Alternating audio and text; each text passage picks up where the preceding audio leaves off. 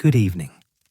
Tonight, we're tracing the complete history of rum, from the sugarcane fields of ancient New Guinea around 8000 BCE to the craft distilleries and tiki bars that span the globe today.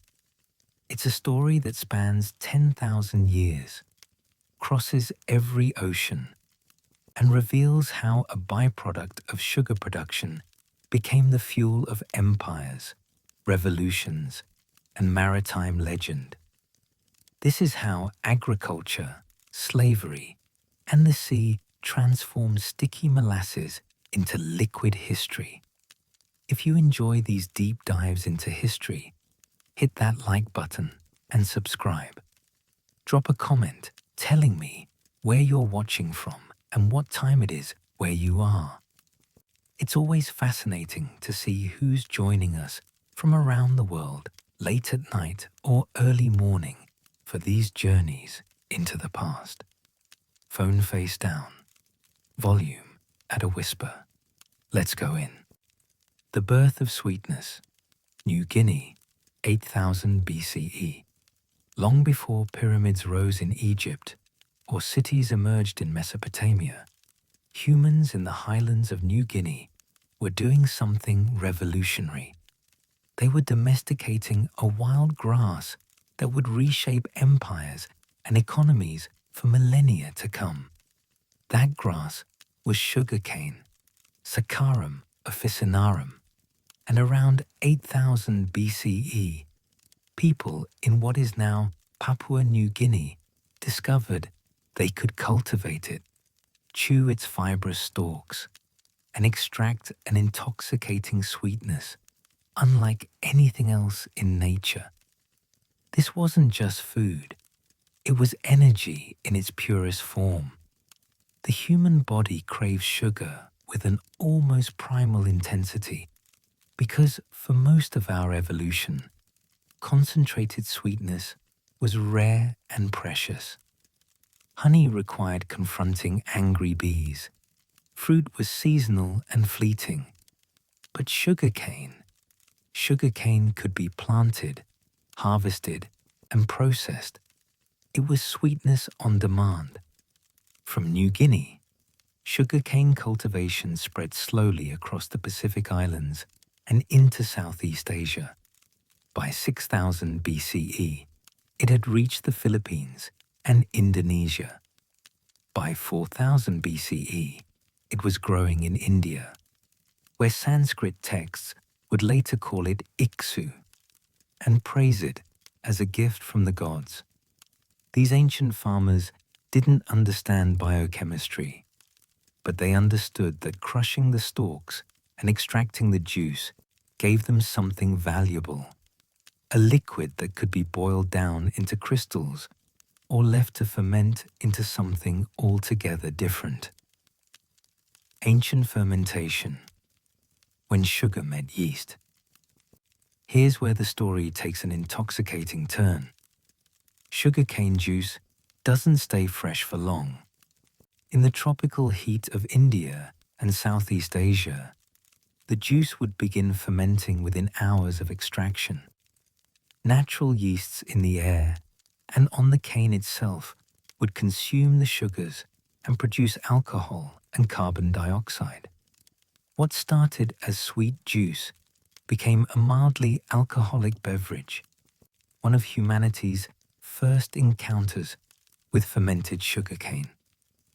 Ancient Indian texts from around 800 BCE mention sura, a fermented drink made from various sources, including sugarcane. Chinese records from the Han Dynasty describe similar beverages. These weren't distilled spirits. Distillation wouldn't be refined and widely practiced until much later, but they were the conceptual ancestors of rum. People were already discovering that sugarcane juice, left to its own devices with the help of microorganisms, could produce something that changed consciousness, eased pain, and brought communities together in celebration. The knowledge that fermentation could transform sweetness into intoxication would travel wherever sugarcane traveled. And sugarcane, as it turned out, was about to embark on one of history's greatest journeys, the Silk Road of sugar, Persia, Arabia, and the Mediterranean. By the time Alexander the Great's armies reached India in 327 BCE, his soldiers encountered sugarcane and were astounded. One of his commanders described it as a reed that produces honey without bees. The Greeks and Romans knew of sugar only as an exotic curiosity, impossibly expensive and available only to the wealthiest citizens. They sweetened their food with honey and fruit reductions, never imagining that one day sugar would become so common it would fuel global epidemics of diabetes and obesity. But in the centuries after Alexander, sugarcane began its slow migration westward.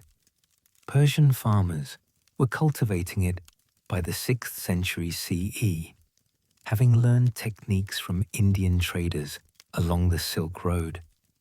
The Sassanid Empire developed sophisticated irrigation systems to support sugarcane cultivation in their arid climate.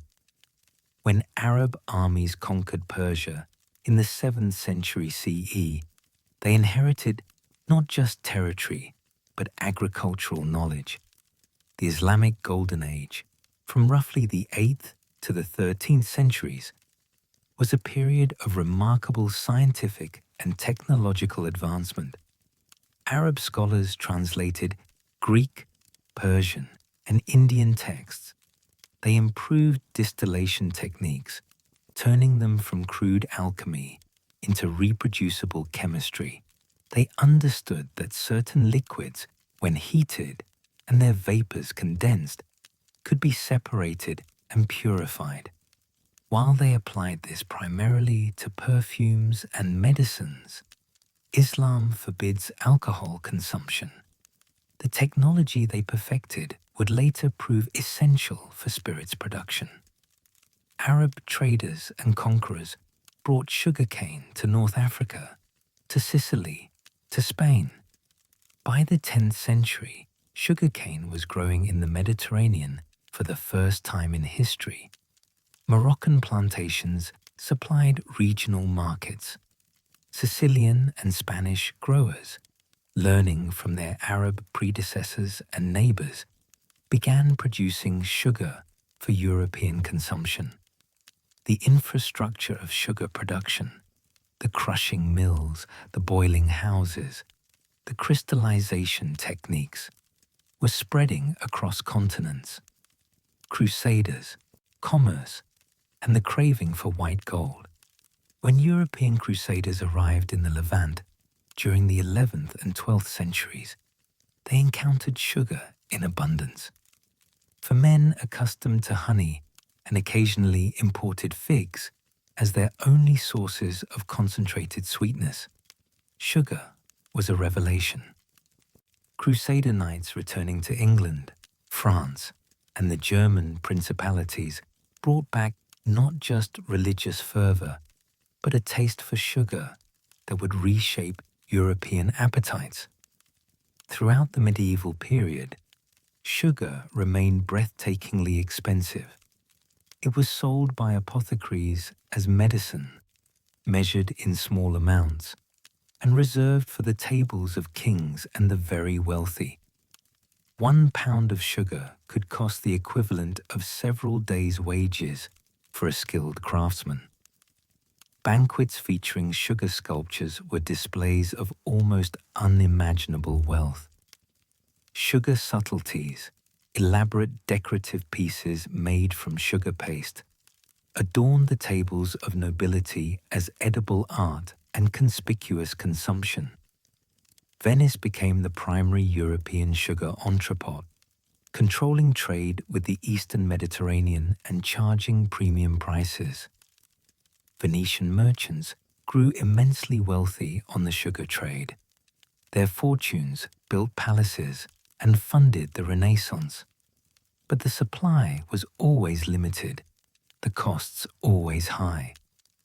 Europe's appetite for sugar was growing faster than Mediterranean production could satisfy it. The question wasn't whether sugar would become more widely available. The question was where the next sugar frontier would be found. Columbus and the Columbian Exchange of Sweetness. When Christopher Columbus set sail on his second voyage to the New World in 1493, he carried more than soldiers, settlers, and supplies. He carried sugar-cane cuttings from the Canary Islands. The admiral of the ocean sea understood that Spain's new territories needed profitable crops, and sugar was the most valuable agricultural commodity in the known world. The cuttings took root in Hispaniola, the island that today comprises Haiti and the Dominican Republic. The Caribbean climate was better suited to sugarcane than perhaps anywhere else on Earth. Warm temperatures year-round, regular rainfall, rich volcanic soils. Sugarcane practically grew itself. Within a few decades, Hispaniola had its first sugar mills, or ingenios, processing cane into sugar for export to Spain. But sugar production was brutally labor-intensive. The cane had to be planted, weeded, and harvested by hand. The stalks had to be cut at precisely the right moment to maximize sugar content. The juice had to be extracted, boiled, and crystallized quickly before it spoiled. It required enormous amounts of backbreaking work under the tropical sun, work that Spanish colonists were unwilling to perform themselves. The indigenous Taíno people of the Caribbean were enslaved to work the early sugar plantations, but European diseases and brutal working conditions killed them in staggering numbers. Within a generation, the Taíno population had collapsed by as much as 90%. The Spanish solution to their labor shortage would reshape 3 continents and doom millions to hereditary bondage. They would import enslaved Africans to work the sugar plantations, initiating the transatlantic slave trade that would become one of history's greatest crimes against humanity. The Portuguese template, Brazil and industrial sugar. While Spain was establishing sugar production in the Caribbean, Portugal was doing the same in Brazil on an even larger scale. The Portuguese had been refining sugar plantation systems on Atlantic islands like Madeira and São Tomé for decades. They understood the economics, the technology, and the horrific arithmetic that enslaved African labor made sugar production fantastically profitable. By the early 1500s, Portuguese Brazil was becoming the world's primary sugar supplier. Massive plantations, known as engenhos, dominated the coastal regions. These were not farms in any traditional sense. They were industrial operations, proto-factories where hundreds of enslaved workers cultivated, harvested, and processed sugarcane in a brutal cycle that consumed human lives as readily as it consumed cane stalks. The Portuguese perfected the model that Spanish, English, French, and Dutch colonizers would replicate across the Caribbean. Clear the land, plant the cane, import enslaved labor, build the mills and boiling houses, ship the sugar to Europe. The profits were staggering. Sugar planters became some of the wealthiest people in the Atlantic world. And as sugar production expanded, it generated an increasingly large quantity of a byproduct that most planters considered nearly worthless: molasses. Molasses was what remained after sugar crystallization. It was the dark, sticky, seemingly useless residue that couldn't be profitably refined further with the technology of the time. Some was used to feed livestock, some was simply discarded. But molasses, it turned out, contained residual sugars that would ferment readily. And in the Caribbean heat, with wild yeasts abundant in the tropical air, fermentation happened whether anyone wanted it or not. The exact moment rum was born is lost to history. There was no grand announcement, no patent filed, no commemorative ceremony. The first rum probably happened by accident, made by people whose names were never recorded, in a corner of a sugar plantation where the enslaved workers discovered that the waste product their masters discarded could become something altogether different. But we can narrow it down. Somewhere in the Caribbean, most likely on the English island of Barbados, sometime in the 1620s or 1630s, someone, almost certainly an enslaved African or possibly a poor white indentured servant, noticed that the molasses accumulating in barrels and vats wasn't just spoiling. It was fermenting. It was producing alcohol. And if it could ferment, perhaps it could be distilled. This was not a sophisticated realization. This was survival innovation by people at the absolute bottom of one of history's most brutal economic systems. People looking for any small comfort or moment of escape they could create from the resources at hand. They were inventing rum, though they didn't call it that yet.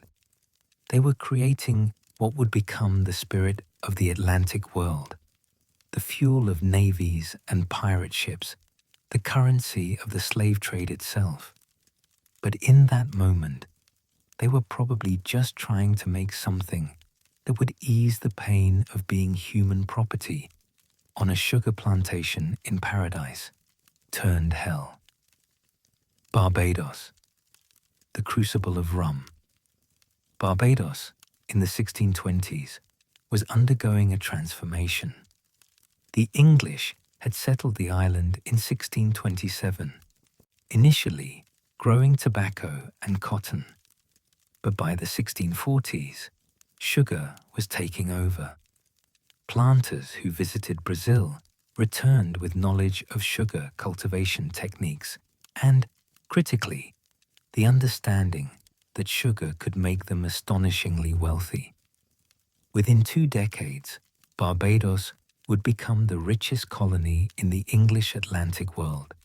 Its planters, living in a luxury that rivaled English nobility, all built on the backs of enslaved Africans who were being imported in ever-increasing numbers. The sugar boom created a molasses problem. Every plantation was producing barrels upon barrels of the stuff. It was too viscous and too bitter to be easily marketable as food. Shipping it to Europe wasn't cost-effective when the same ship space could carry refined sugar that sold for many times the price. Some planters sold molasses to New England merchants at bargain prices. Some fed it to livestock and enslaved workers. Some just let it accumulate, fermenting spontaneously in the Caribbean heat. And it was that spontaneous fermentation that caught someone's attention. Fermented molasses produced an alcoholic liquid, rough, funky, with a distinctive character, unlike beer or wine. For enslaved workers who had no access to imported European spirits and who were routinely denied even basic human dignities, this fermented molasses wash represented something valuable, intoxication, however crude. But fermentation alone produces relatively low alcohol content, usually 5 to 8%. To make something truly potent, you need distillation. And someone on those early Barbados plantations knew how to distill. The technology of transformation, from molasses to spirit. Distillation. Technology had been refined over centuries, from ancient alchemists to Arab scholars to medieval European monks, making brandy and aqua vitae. The principle is elegant. Alcohol boils at a lower temperature than water, so if you heat a fermented liquid and capture the vapors, you can separate and concentrate the alcohol. Do it twice, distill the distillate, and you can create spirits of remarkable potency. The first rum distillers were working with basic pot stills, probably crude versions of brandy stills brought from Europe or cobbled together from plantation copper. A pot still is essentially a large kettle with a long neck that leads to a condensing coil. You fill the pot with fermented molasses, wash, heat it over a fire or with steam, and collect the vapor that condenses back into liquid. The first distillation run produces what's called low wines, a cloudy, harsh spirit of maybe 40 to 50% alcohol. A second distillation concentrates it further, producing clear spirits that could reach 70% alcohol or higher. The tropical Caribbean climate affected everything about rum production in ways that European distillers never had to consider. Fermentation happened fast, sometimes complete within 48 hours in the heat.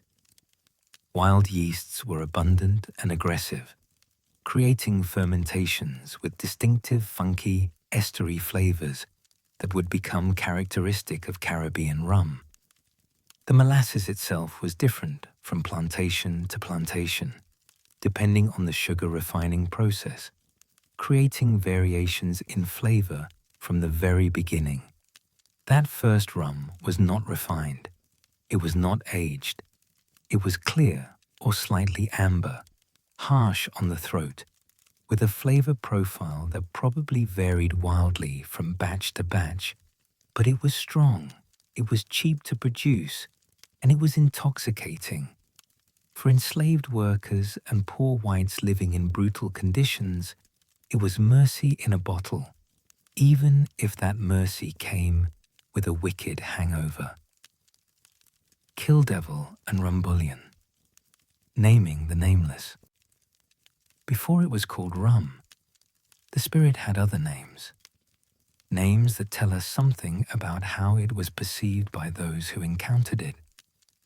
Kill Devil appears in the historical record as early as the 1650s, a name that suggests both the spirit's potency and perhaps its use as medicine or fortification against tropical diseases. In an era when Europeans believed that tropical climates bred miasmas and fevers, strong spirits were thought to be protective, warming the blood and fortifying the constitution. Kill Devil was apt. It was strong enough to kill anything, devils and microbes alike. Or maybe it was called Kill Devil because it made you feel like death the morning after. Rumbullion is even more mysterious.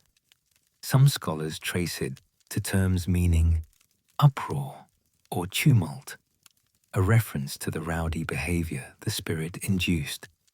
Others suggest connections to various English dialect words or possible derivations from French or Spanish terms. A 1651 document from Barbados refers to that rumbullion, which is made from sugar canes, making it one of the earliest written references to the spirit we now call rum. By the 1660s, rum had emerged as the dominant term, probably a shortening of rumbullion. The etymology is uncertain, but the word stuck. Rum it was, and rum it would remain. The 1651 evidence. Rum enters the historical record. The clearest early documentary evidence comes from a 1651 account describing Barbados. The chief fuddling they make in the island is rumbullion, alias Kildivil, and this is made of sugar canes distilled, a hot, hellish, and terrible liquor. Hot, hellish, and terrible. This was not a marketing tagline. This was an honest assessment of early rum's quality.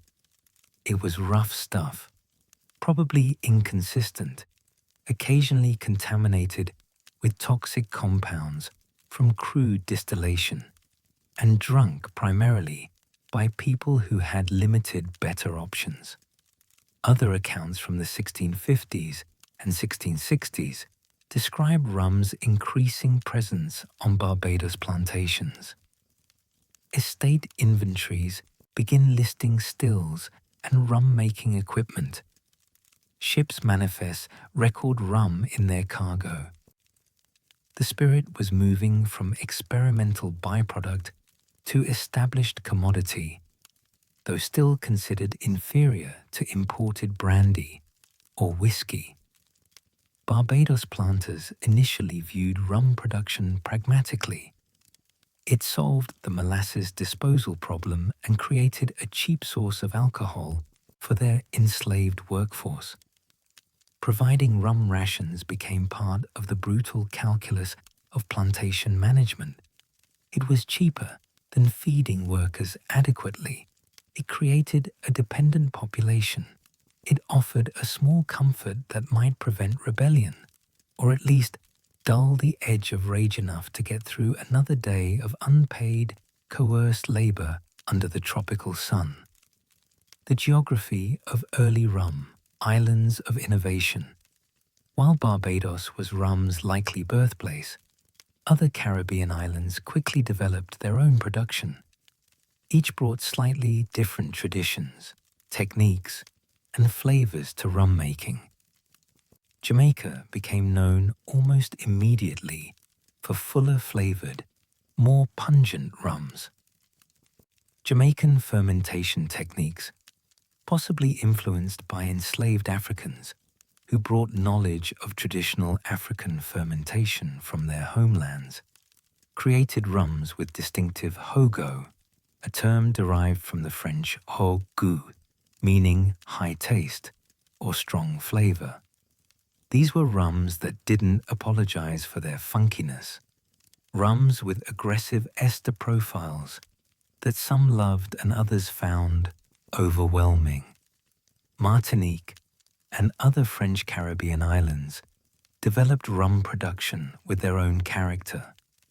The French would later distinguish between RUM industrial, made from molasses, like English rum, and RUM agricole, made from fresh sugarcane juice, creating a grassier, more delicate spirit. But in these early decades, everyone was still figuring it out, experimenting with fermentation times, distillation techniques, and aging methods. Cuba, Hispaniola, and the smaller islands all had sugar operations, and where there was sugar, there would eventually be rum. The Dutch on Curaçao, the Danes on St. Croix, the Spanish across their Caribbean territories, all would develop rum production as the 17th century progressed. The brutal economics, rum, and the plantation system. It's impossible to talk about rum's origins without confronting the horror of how it was made and who made it. Every drop of early rum was produced by enslaved people working under conditions of extraordinary brutality. The sugar plantations were death camps that happened to be profitable. Mortality rates among enslaved workers were staggering, often 30 to 50% within the first 3 years of arrival. People were literally worked to death, their lives calculated as line items in plantation ledgers against the cost of replacement. Rum production was no exception. Enslaved workers managed the fermentation, tended the stills, handled the hot equipment, and breathed the toxic fumes. The work was dangerous. Boiling alcoholic vapors could explode, stills could malfunction, and the concentrated alcohol could cause devastating fires. And when the rum was made, the enslaved workers who produced it received rations of it as part of their meager provisions, creating a cycle of dependence that plantation owners cynically exploited. Poor whites, indentured servants, failed planters, overseers, and others on the margins of colonial society also consumed rum heavily. It was cheap enough for the poorest colonists and strong enough to provide oblivion. In a society structured around profound inequality, rum was one of the few commodities that crossed class lines, though never racial ones. Even the cheapest rum was controlled by white planters who owned the plantations and stills. By 1700, rum wasn't just a Caribbean curiosity anymore. It had become the lubricant of an Atlantic economy built on human suffering at an almost incomprehensible scale. What started as a plantation byproduct had evolved into a commodity so valuable that it could purchase human beings, provision navies, fuel colonial expansion, and generate enormous wealth for merchants who never set foot on a sugar plantation or a slave ship. The 18th century would be rum's imperial age and its darkest chapter. The triangular trade is often taught in schools as a simple diagram. 3 arrows connecting 3 continents, ships sailing in neat circuits across the Atlantic. But those arrows represented the largest forced migration in human history, the deaths of millions, and the creation of generational trauma that reverberates to this day. And rum was essential to making it all work. Not just incidental, essential. The economics didn't function without it. Let's trace those roots one by one and understand how a distilled spirit became inseparable from slavery itself. Route 1. Molasses to New England, the raw material. The first leg of the triangle ran from the Caribbean to the northern colonies of British America, particularly New England. Ships would sail south from ports like Boston, Newport, Salem, and Providence, their holds empty or carrying provisions, salt cod, lumber, barrel staves, horses. These were items the Caribbean sugar islands needed because they had converted every available acre to sugarcane monoculture. They grew no food, raised no animals, produced no timber. Everything had to be imported. The northern merchants traded these provisions for molasses, enormous quantities of molasses. In the 1730s, Rhode Island alone was importing more than 1 million gallons of molasses annually. Massachusetts was bringing in even more. The molasses came in hogsheads, massive barrels that could hold 63 to 140 gallons each, stacked in ship holds, sticky and sweet and already beginning to ferment in the tropical heat. The Caribbean planters were happy to sell molasses cheaply because it was still largely a waste product to them. Sugar was what mattered, what commanded premium prices in European markets. molasses generated some revenue from an otherwise disposal problem. They would sell to anyone. French plantations in Martinique and Guadeloupe were often cheaper sources than British islands like Jamaica and Barbados, leading to a robust smuggling trade that British authorities could never quite suppress. The voyage north took 2 to 4 weeks, depending on winds and weather. Ships arrived in New England ports and offloaded their cargo of molasses, which was immediately bought by the distilleries that were springing up in nearly every coastal town. The New England distilling boom.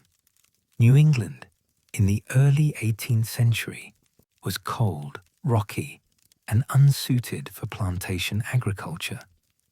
Colonists made their living from fishing, shipbuilding, trade, and increasingly from distilling rum. The region's advantage was simple. They had the shipyards, the merchant networks, and the geographic position to connect the Caribbean with Africa and Europe. By the 1740s, Rhode Island had more than 30 distilleries, some of them substantial operations, employing dozens of workers. Massachusetts had even more. These weren't small craft operations. They were industrial-scale facilities, processing tens of thousands of gallons of molasses annually, producing rum that was cheaper and often stronger than what was being made in the Caribbean itself. The process was similar to Caribbean distillation, but adapted to the northern climate. New England distillers fermented their molasses in cooler conditions, which meant slower fermentation, but potentially cleaner flavors. They used pot stills, just like Caribbean producers, but they were refining their techniques, learning to produce more consistent spirits. New England rum developed a reputation, deserved or not, for being harsher and less refined than Caribbean rum, but it was substantially cheaper, and in the rum market of the 18th century, price mattered more than refinement. The economic impact on New England was enormous. Rum distilling became one of the most profitable industries in the northern colonies. It employed coopers to make barrels, laborers to handle the molasses, skilled distillers to run the stills, merchants to arrange sales, and of course, ship captains and sailors to move the product.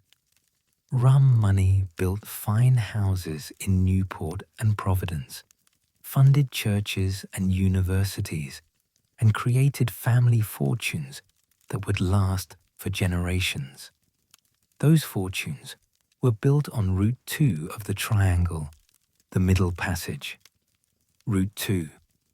Rum to Africa, the currency of enslavement. Ships loaded with New England rum, along with firearms, textiles, metal goods, and other manufactured items, sailed from northern ports to the coast of West Africa. The voyage took 6 to 8 weeks, crossing the Atlantic in the opposite direction from the molasses route, completing the second leg of the triangle. On the African coast, European and American traders didn't venture far inland.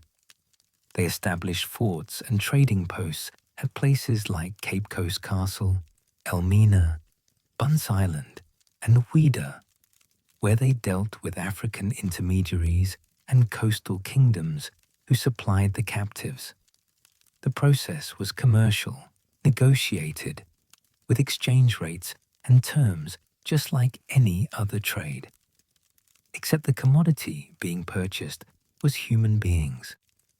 Rum was a preferred currency in these transactions. African traders demanded it along with guns, cloth, and metal goods.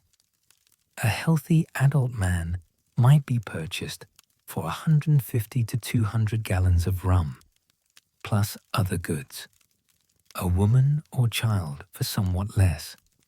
The math is sickening to contemplate, but it was calculated precisely in merchant ledgers and ship manifests. Account books still exist, showing these transactions recorded in the same dispassionate handwriting used for barrels of flour and pounds of nails. The rum served multiple purposes in these transactions. African elites consumed it, integrated it into ceremonies, and used it as currency in their own trade networks. European factors, the agents who managed the coastal trading posts, drank it themselves to cope with disease, isolation, and the horror of what they were facilitating.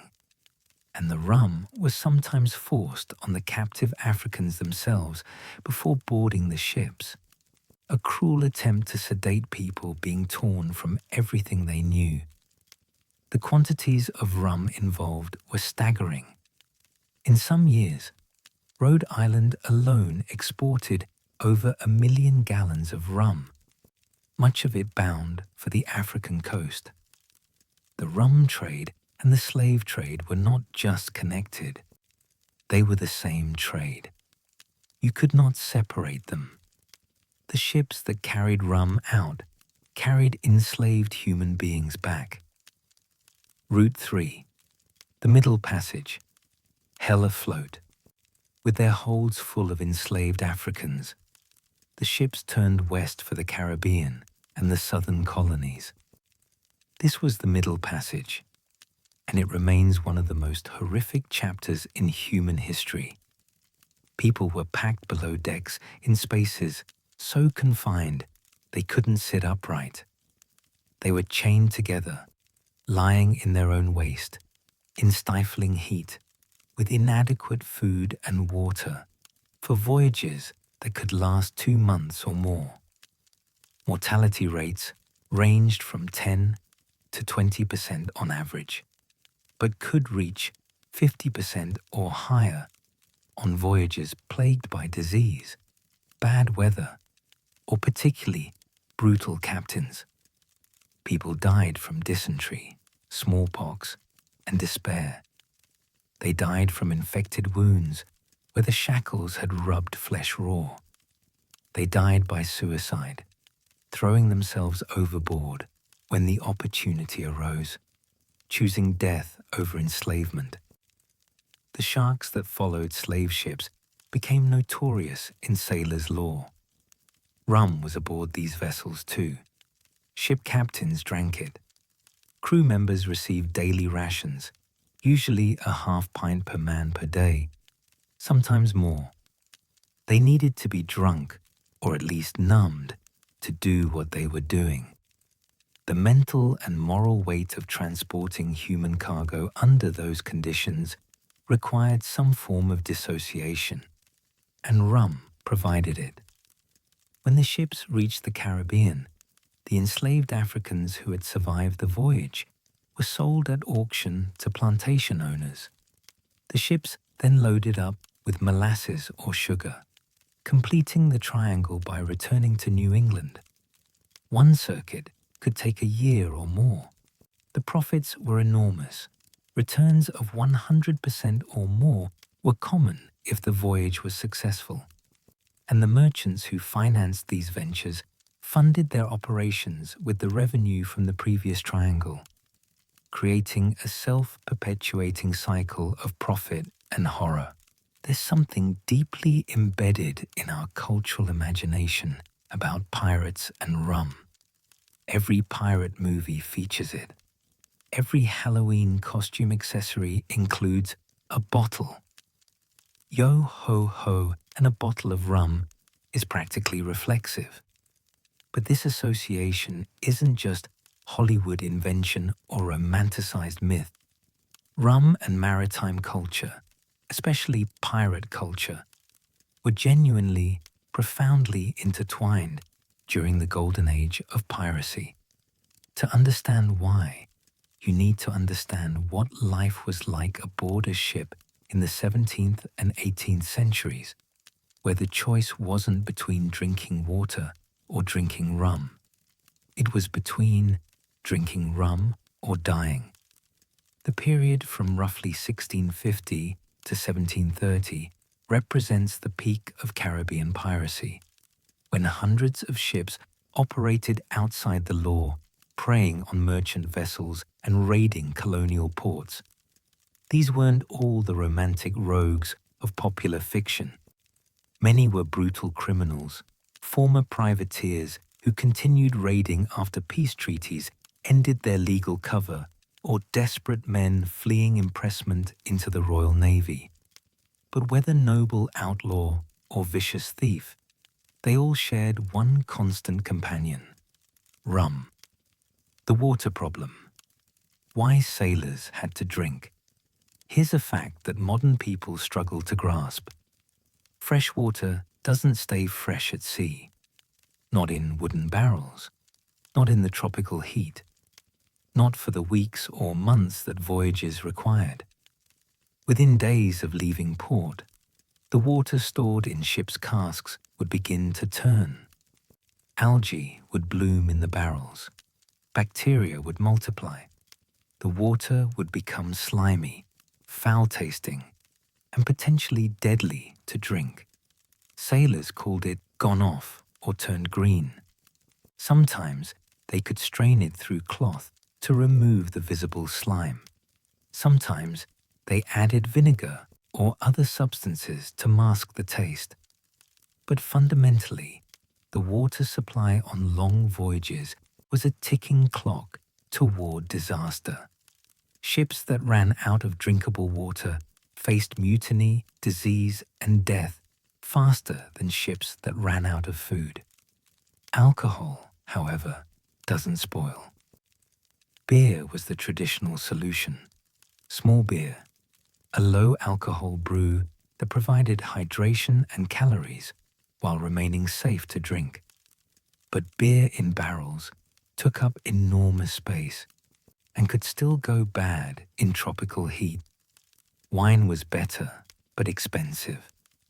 Brandy was excellent, but also costly, and typically reserved for officers. Rum was the perfect solution. It was cheap, produced in the same Caribbean where many ships operated, strong enough that even heavily diluted it remained safe to drink, and it provided calories in the form of residual sugars from the molasses. A ship stocked with rum could stay at sea far longer than a ship dependent on water alone. This wasn't recreational drinking. This was survival. The scurvy factor. Slow death. At sea. Beyond the water problem, sailors faced a more insidious enemy. Scurvy. After weeks at sea, eating salt pork, hardtack, and dried peas, sailors' gums would start to bleed. Their teeth would loosen. Old wounds would reopen. They would develop crushing fatigue, joint pain, and eventually hemorrhaging under the skin. Left untreated, scurvy was fatal, and nobody understood what caused it. We know now that scurvy is simply vitamin C deficiency, easily prevented with citrus fruits or fresh vegetables. But 18th century medicine had no concept of vitamins. Theories about scurvy range from bad air to moral weakness to divine punishment. Ship surgeons tried everything: bloodletting, purges, various herbal remedies, with little success. Rum, they believed, helped. It didn't, at least not directly. Alcohol provides no vitamin C, but rum seemed to fortify sailors, improve morale, and make them better able to endure the hardships of sea life. It was prescribed medicinally, doled out during storms, issued before battle. When men were dying of scurvy, rum at least made them more comfortable, even if it couldn't cure them. The real breakthrough wouldn't come until 1747, when British naval surgeon James Lind conducted an experiment, proving that citrus fruits prevented scurvy. But the Royal Navy was slow to adopt the finding, and it wasn't until the 1790s that lime juice was routinely added to sailors' rum rations. This innovation, rum mixed with lime juice, would give British sailors their enduring nickname, Limeys. The Royal Navy and the sacred tot. By the early 18th century, the British Royal Navy had formalized rum into its operational structure. The daily rum ration, the tot, became one of the most sacred traditions in naval history. Every day at noon, the boatswain's whistle would sound, and sailors would line up to receive their portion. Half a pint of rum at Navy strength, 57% alcohol or higher. That's a significant amount of alcohol, roughly 4 to 6 modern standard drinks, consumed by men who would then return to climbing rigging, handling sails, and operating a complex fighting ship. By modern standards, this seems insane. The entire crew was functionally intoxicated for much of their service. But it was considered essential to morale, health, and discipline. The rum had to be consumed immediately under the watch of officers. This prevented hoarding, which could lead to men getting dangerously drunk or trading rations for favors. But sailors found ways around the rules. They would hold rum in their mouths, spit it into bottles hidden below decks, and save it for occasions when they wanted to get properly drunk, rather than just maintaining a baseline buzz. The quality of naval rum varied enormously. The Admiralty contracted with various Caribbean suppliers, and corruption was rampant. Suppliers would water down the rum, add coloring to disguise the dilution, or deliver inferior spirits that met technical specifications while being nearly undrinkable. Sailors could tell, they always could, and riots occasionally broke out over particularly bad rum shipments. Admiral Vernon and the birth of grog.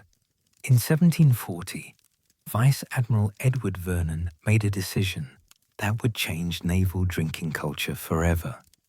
Concerned about drunkenness and discipline problems aboard his ships, Vernon ordered that the rum ration should be diluted with water in a ratio of 4 parts water to 1 part rum, and served in 2 smaller portions rather than 1 large one.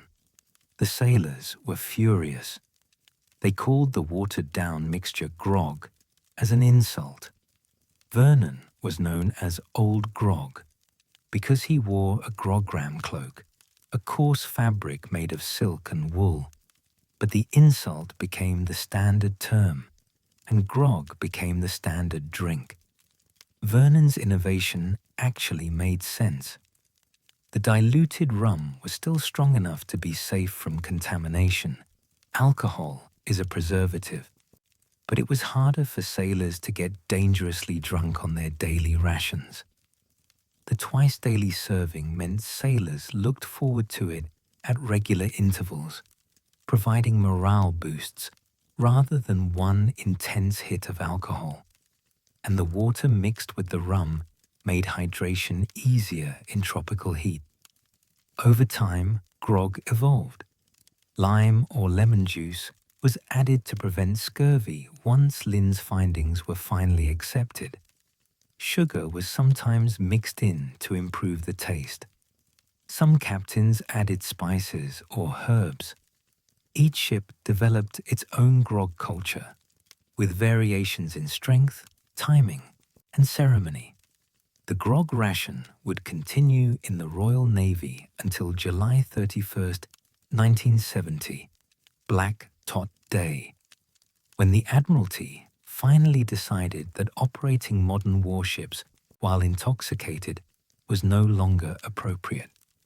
sailors mourned the end of a tradition that had lasted over 3 centuries.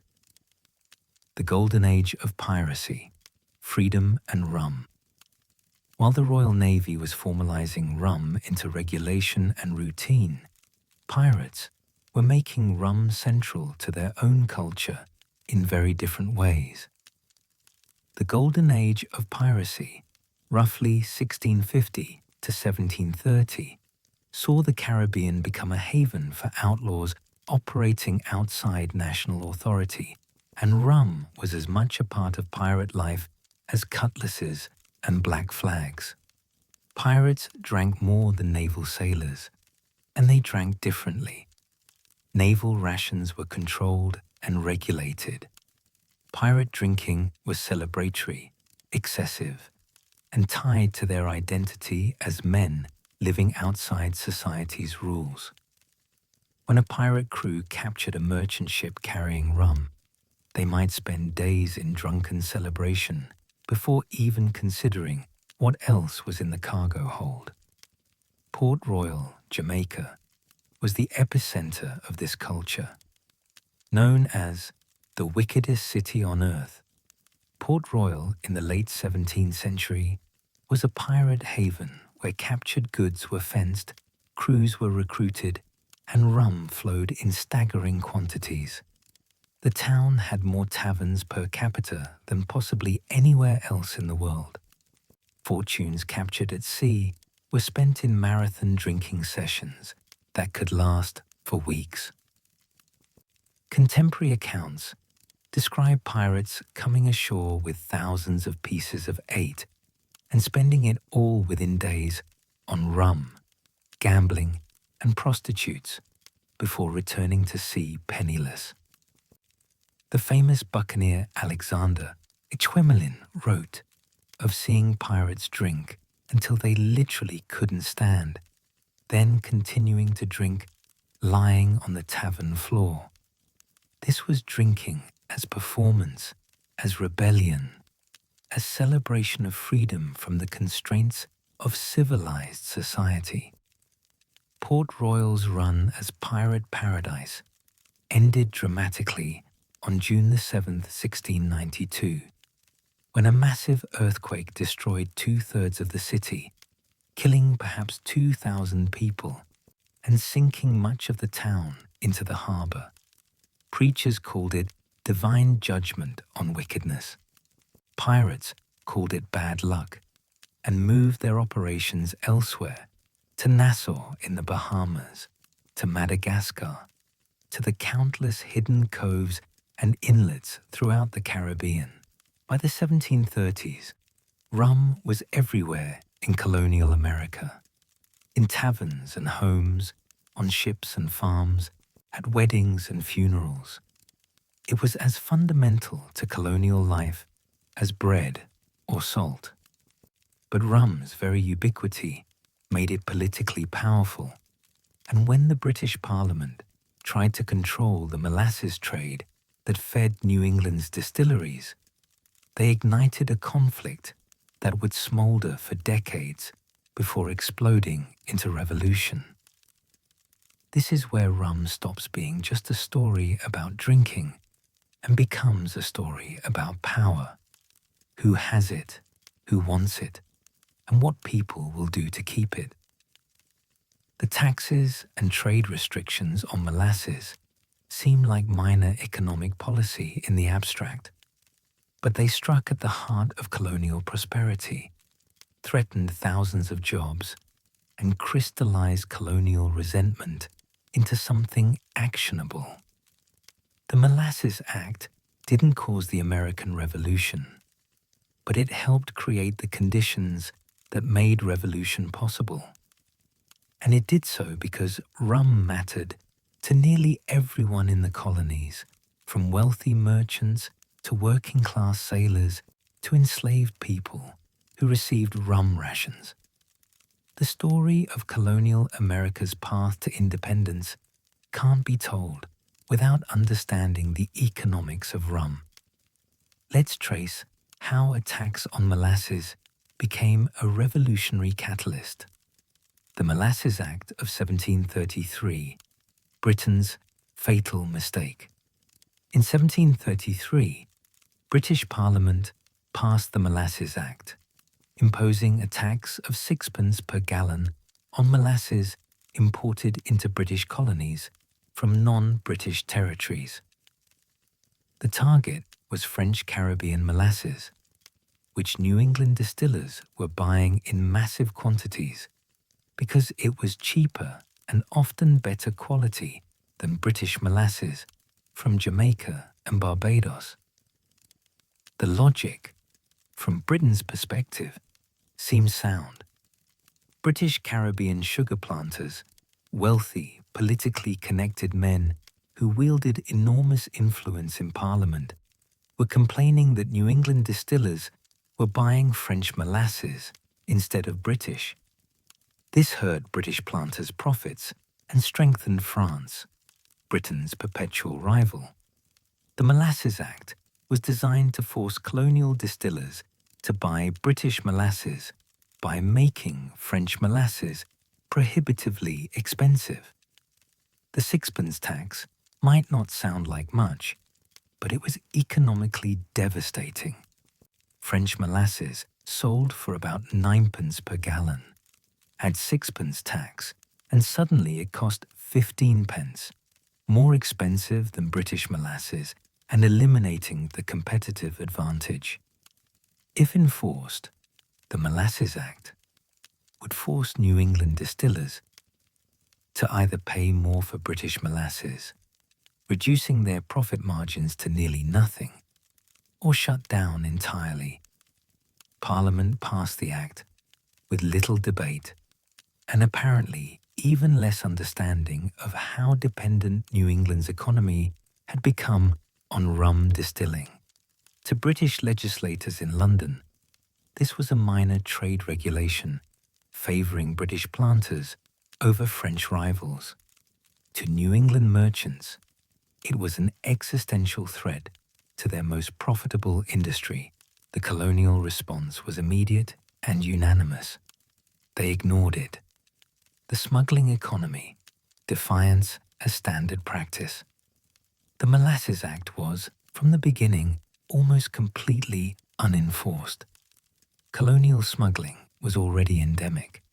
The American colonies had been evading British trade regulations since their founding. But the Molasses Act elevated smuggling from occasional practice to fundamental business model. Ships would sail to French Martinique and Guadeloupe, load up with cheap molasses, and return to Boston or Newport without declaring their cargo or paying any tax. Customs officials were bribed, intimidated, or simply avoided. Some officials were sympathetic to colonial merchants and looked the other way. Others accepted that enforcement was impossible and didn't try. The scale of smuggling was staggering. Rhode Island alone was importing over 1 million gallons of molasses annually, almost entirely from French sources. Massachusetts was bringing in even more. The official customs records showed a tiny fraction of the actual trade. Everyone knew it was happening. The British government knew it was happening. But for decades, they lacked either the will or the capacity to stop it. This created a culture of casual law-breaking that became normalized across colonial society. Merchants who smuggled molasses were respected businessmen, church members, community leaders. Ship captains who evaded customs were local heroes, not criminals.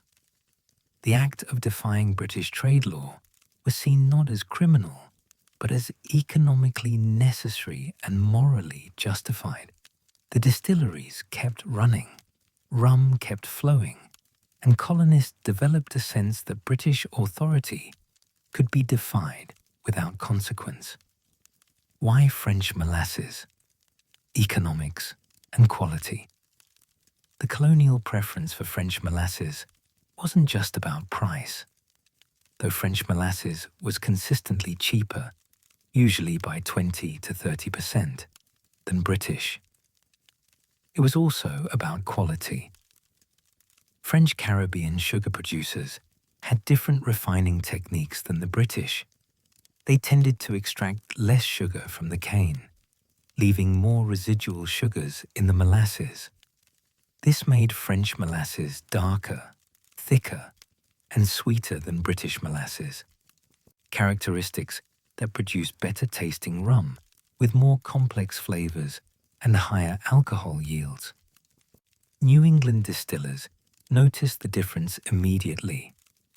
Rum made from French molasses fermented more vigorously, distilled more smoothly, and tasted better. Consumers could tell. French molasses rum commanded slightly higher prices and sold more readily. For distillers operating on thin margins, these small advantages added up to significant profits. British molasses wasn't bad.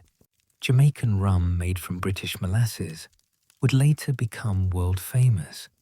But for New England distillers using relatively crude techniques, French molasses simply worked better.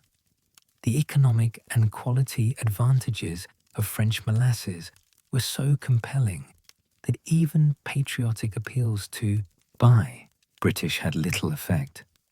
Merchants would pay lip service to preferring British products while quietly continuing to import French molasses by the barrel. The distillery economy. Why this mattered.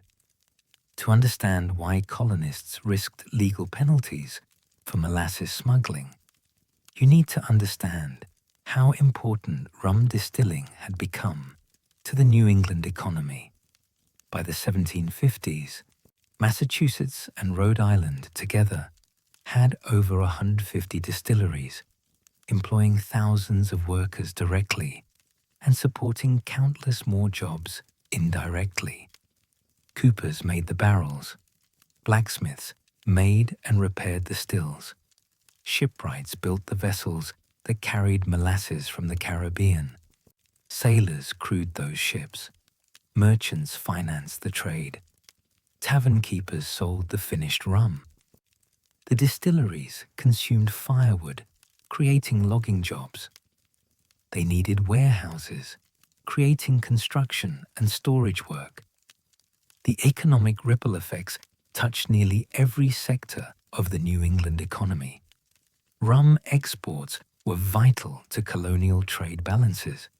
New England had little to export that Europeans wanted. The climate wasn't suited for valuable cash crops like tobacco or rice. But rum sold everywhere. It went to Africa in the slave trade, to Newfoundland to provision fishing fleets, to the southern colonies, to the Caribbean itself. Rum was New England's primary export commodity, the product that allowed the region to purchase imported manufactured goods from Britain. If the Molasses Act were enforced and French molasses became too expensive, distilleries would close. Workers would lose jobs. Ships would sit idle. The entire economic ecosystem built around rum would collapse. This wasn't hypothetical. Everyone understood the stakes. And that understanding created solidarity across class lines. Wealthy merchants and working-class sailors both had interests in keeping the molasses flowing and the distilleries operating. 1764, the Sugar Act and renewed enforcement. For 3 decades after 1733, the Molasses Act remained mostly theoretical.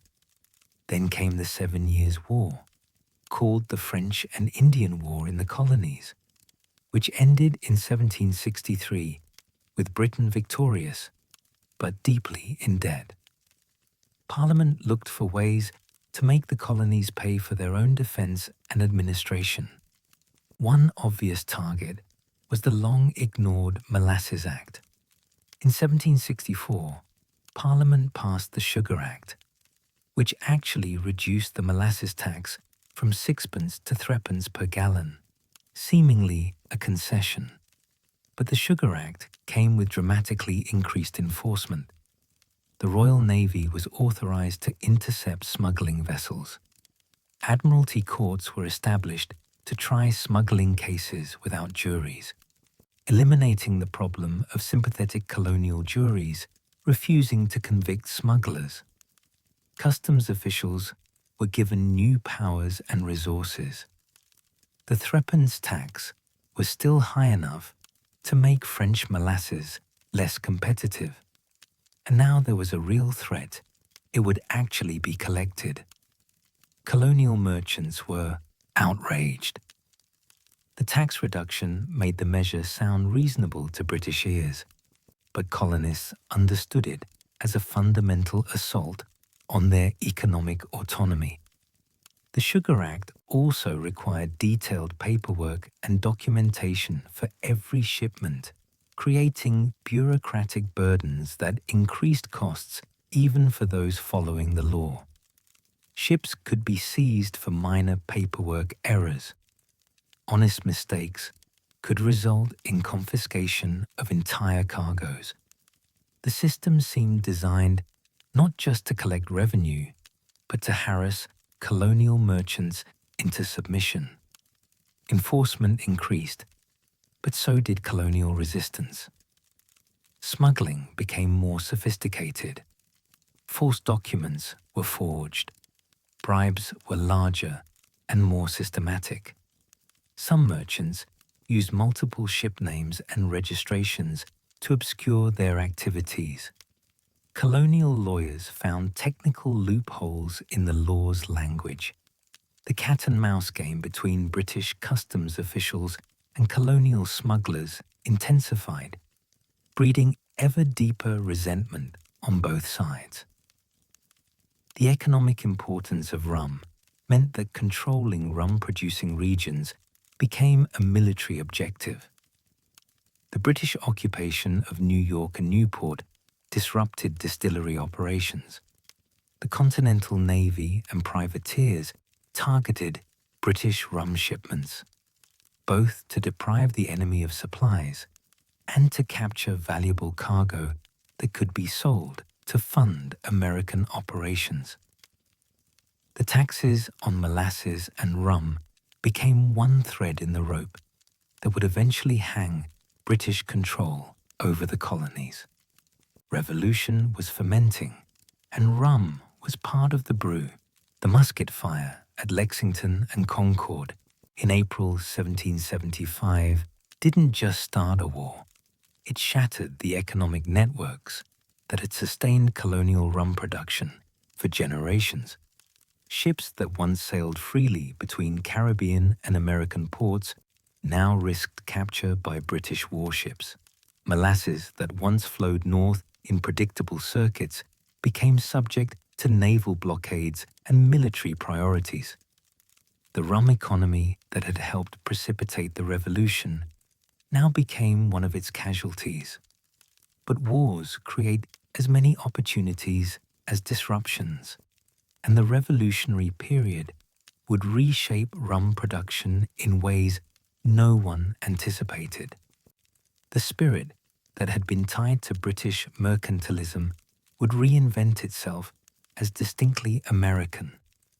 The Caribbean islands would develop their own identities as rum producers, and technological innovations would transform rum from a crude, harsh spirit into something that could rival the finest brandies and whiskies.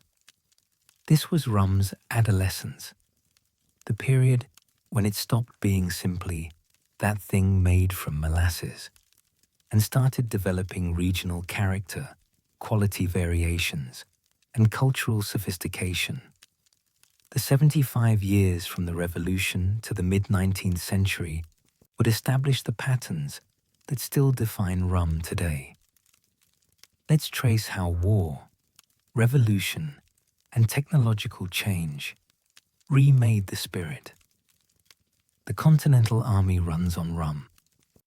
George Washington understood morale.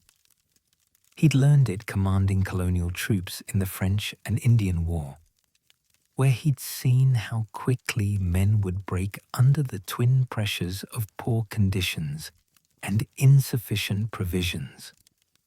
When he took command of the Continental Army in 1775, one of his first priorities was ensuring his soldiers had regular rum rations. The Continental Congress allocated funds specifically for rum procurement. Washington's letters and supply orders consistently include rum among the essential provisions, right alongside gunpowder, musket balls, and salt pork. A typical ration was a gill, about 4 ounces, per man per day, though availability fluctuated wildly depending on supply lines and military fortunes. Rum served multiple purposes for the Continental Army. It was medicine, used to treat wounds, calm nerves before surgery, and fortify men against exposure during the brutal winters at Valley Forge and Morristown. It was sustenance, providing calories when food was scarce. It was motivation. Extra rations were promised for difficult assignments or after victories. And it was comfort, a brief escape from the misery of military life in an era before modern logistics or medical care. The problem was getting it.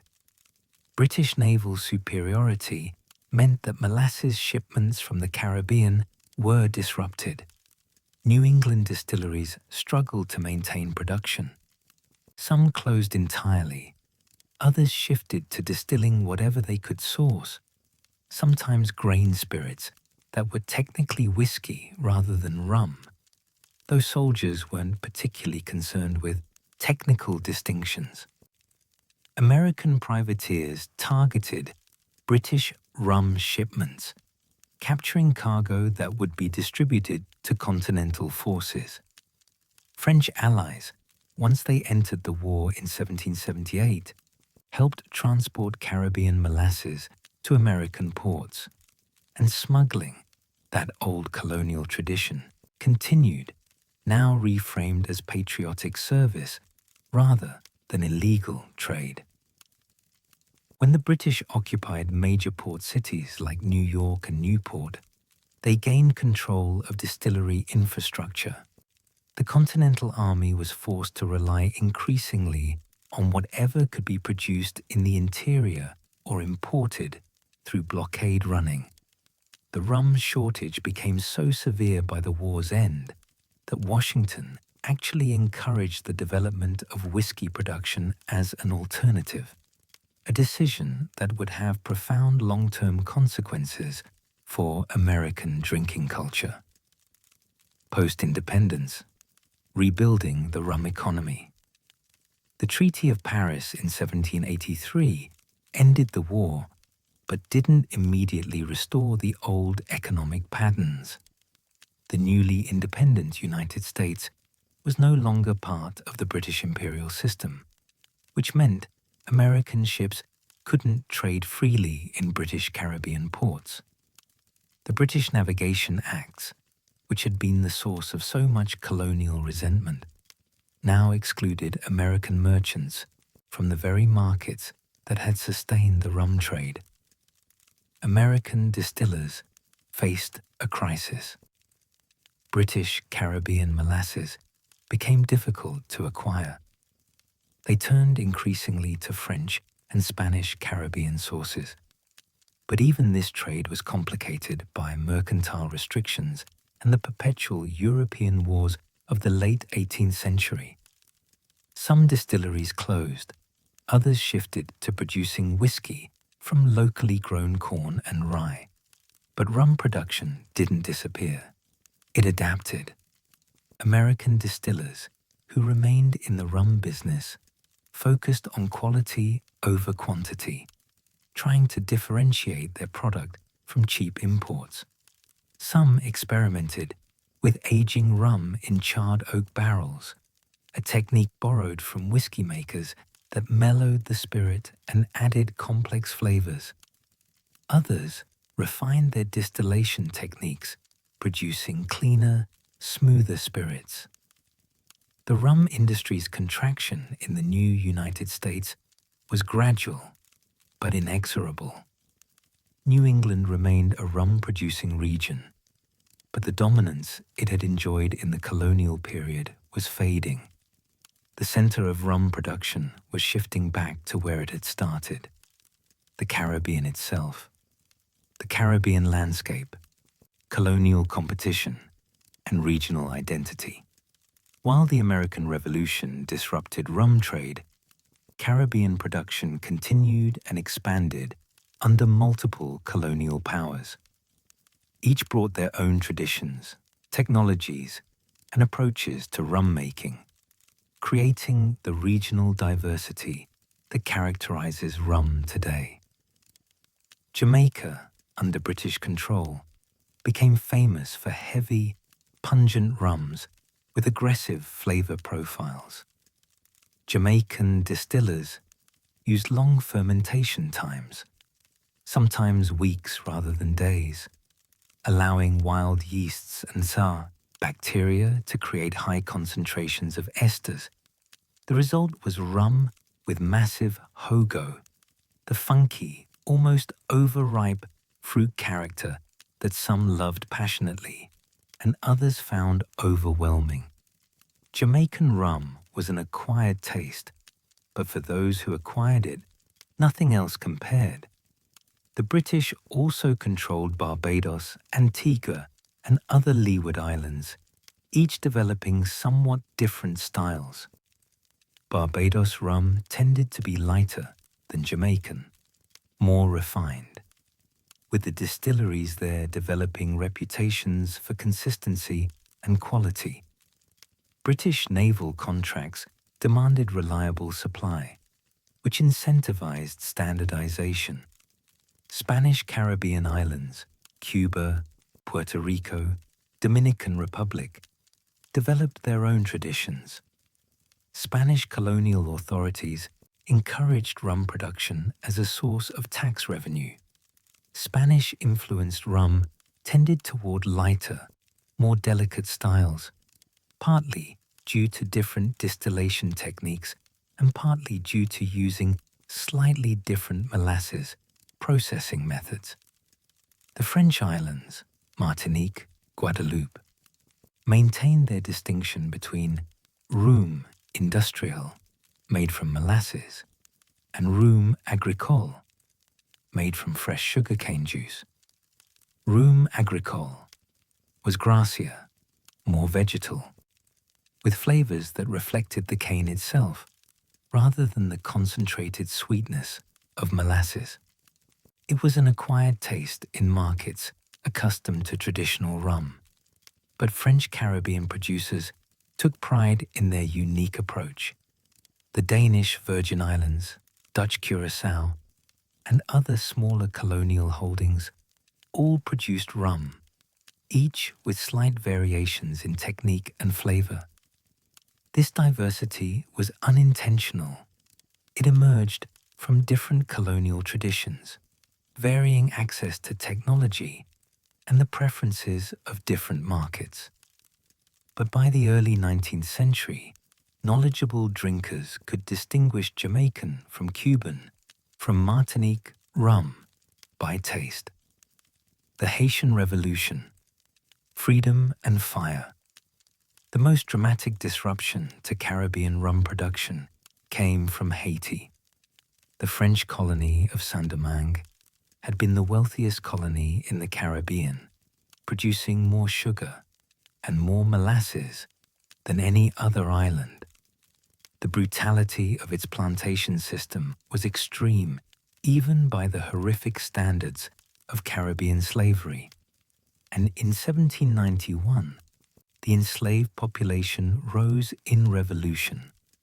The Haitian Revolution lasted 13 years, cost hundreds of thousands of lives, and ultimately produced the first independent Black Republic in the Western Hemisphere. It also destroyed Saint-Domingue's sugar economy. Plantations burned, mills were wrecked, distilleries were demolished. The infrastructure that had produced enormous quantities of sugar and rum was systematically destroyed by people who had been enslaved to operate it. The economic impact rippled across the Atlantic world.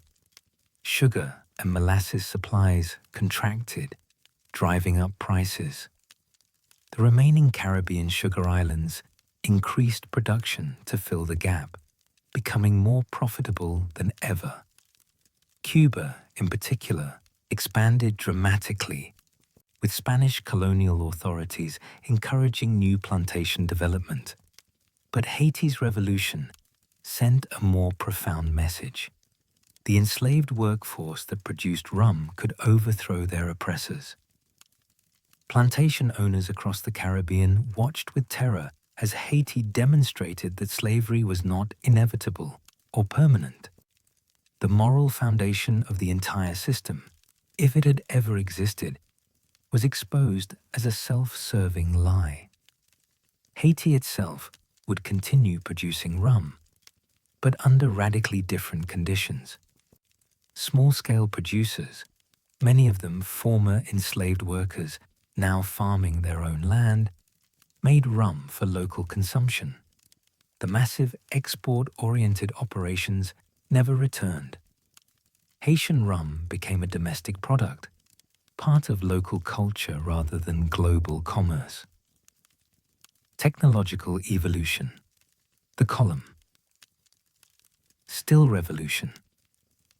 The most significant technical innovation in rum production during this period was the development of continuous column stills, also called patent stills or coffee stills, after Aeneas Coffey, who patented an improved version in 1830. Traditional pot stills were batch operations. You filled the pot with fermented wash, heated it, collected the distillate, then cleaned the pot and started over. Each batch took hours and produced relatively small quantities of spirit. Column stills, by contrast, operated continuously.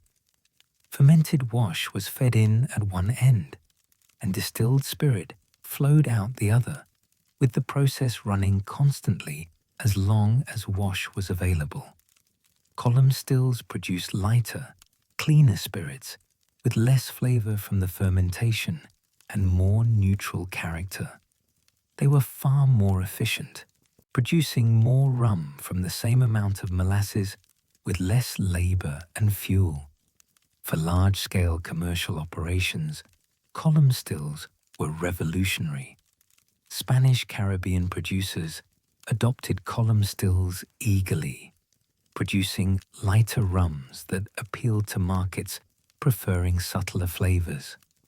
British Caribbean producers were more conservative, maintaining their pot still traditions. This technological choice became a stylistic division. Pot still rums with more character versus column still rums with more refinement. The debate over which was better began immediately and continues to this day. Pot still advocates argued that column stills stripped away too much flavor, producing bland spirits that tasted more like vodka than rum. Column still advocates countered that pot still rum was too harsh and funky, appealing only to those with corrupted palates.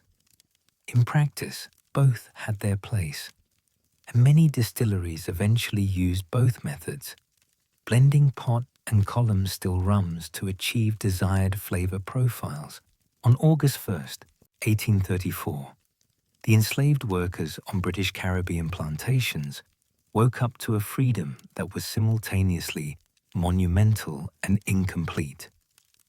The Slavery Abolition Act, passed by Parliament the previous year, officially ended slavery throughout the British Empire.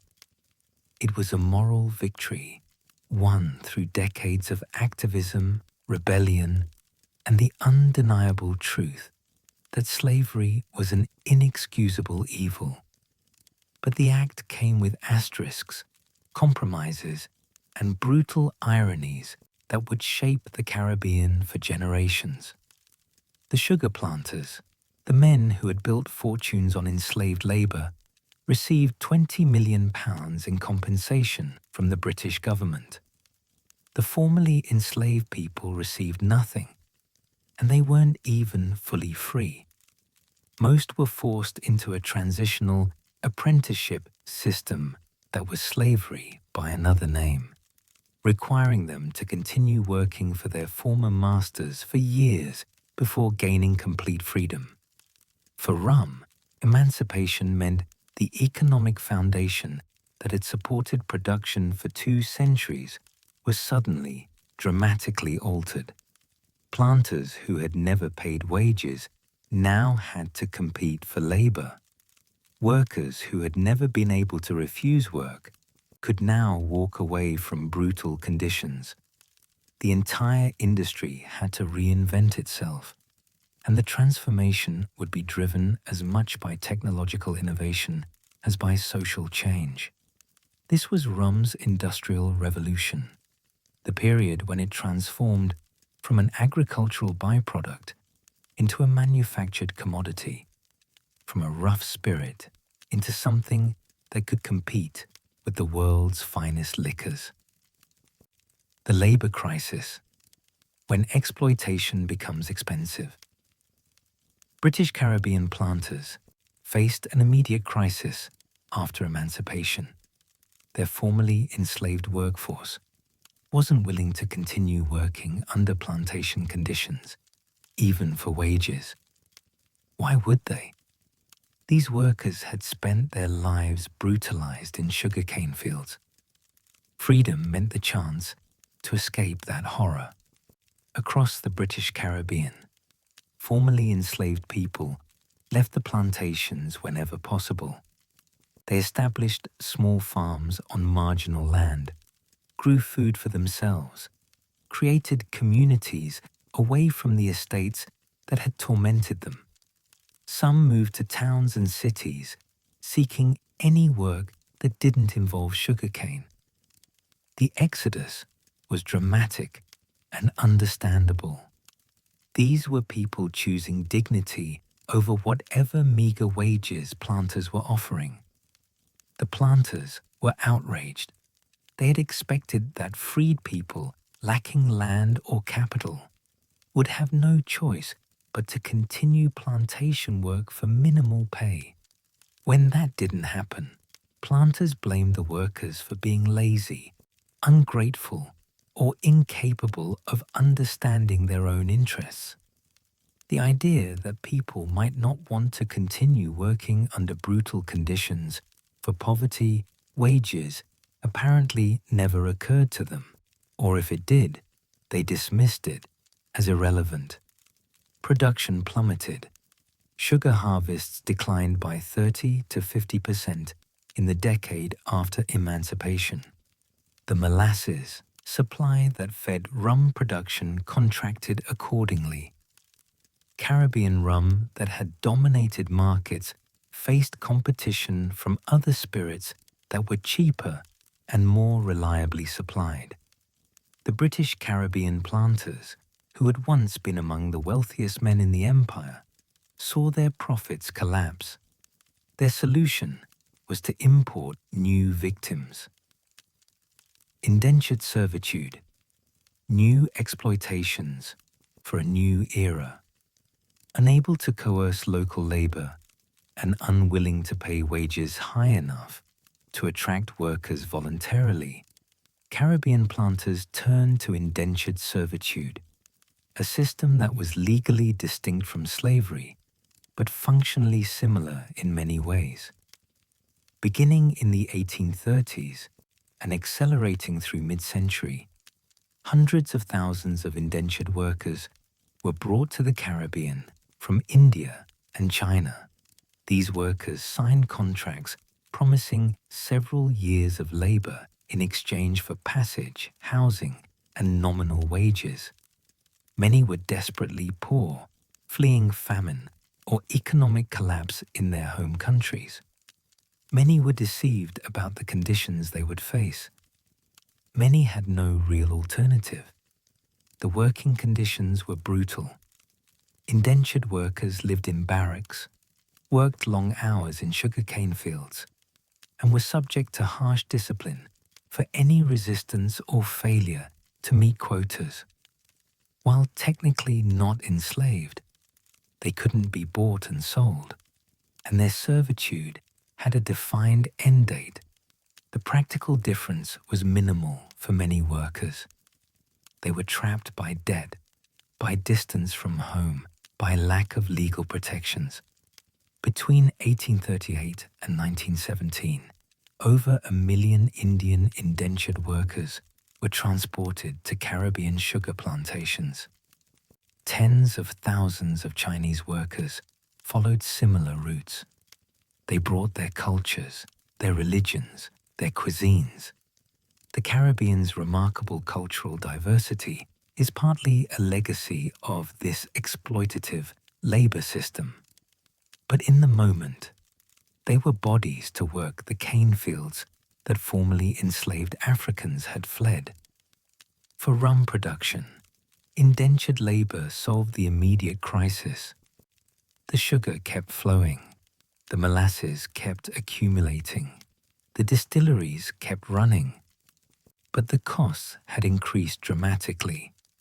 Even exploited indentured workers had to be paid something, housed somewhat, and replaced when their contracts ended.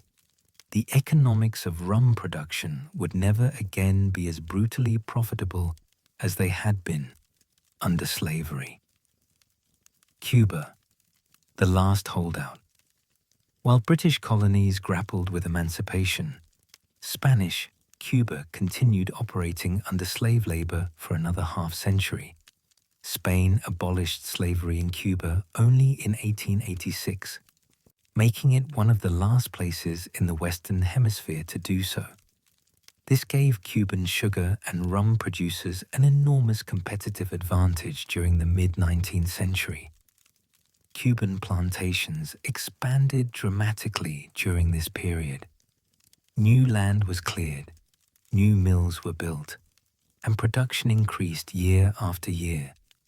Cuban sugar came to dominate world markets, and Cuban rum was not far behind. The Spanish colonial government actively encouraged this expansion, seeing sugar and rum as essential to Cuba's economic value. The moral implications were staggering. While former British colonies struggled with the transition to paid labor, Cuban planters were importing enslaved Africans by the tens of thousands, often through illegal slave trading that persisted despite international treaties banning the practice. The profits were enormous and built on continued human suffering. When slavery finally ended in Cuba in 1886, the transition was even more disruptive than it had been in British territories decades earlier. By then, however, the Cuban rum industry had developed technological sophistication and market dominance that would carry it through the transition. Cuban rum wasn't just surviving, it was about to define what modern rum could be. The column, still revolution. The technological innovation that most transformed rum production in this era was the widespread adoption of continuous column stills. Although Aeneas Coffey had patented his improved design in 1830, it took decades for Caribbean producers to adopt the technology at scale. Column stills offered massive advantages over traditional pot stills. They operated continuously rather than in batches, dramatically increasing output. They produced cleaner, lighter spirits by separating alcohol more precisely from other compounds in the fermented wash. They required less fuel and less skilled labor to operate. For an industry facing rising labor costs and increased competition, column stills were economically essential.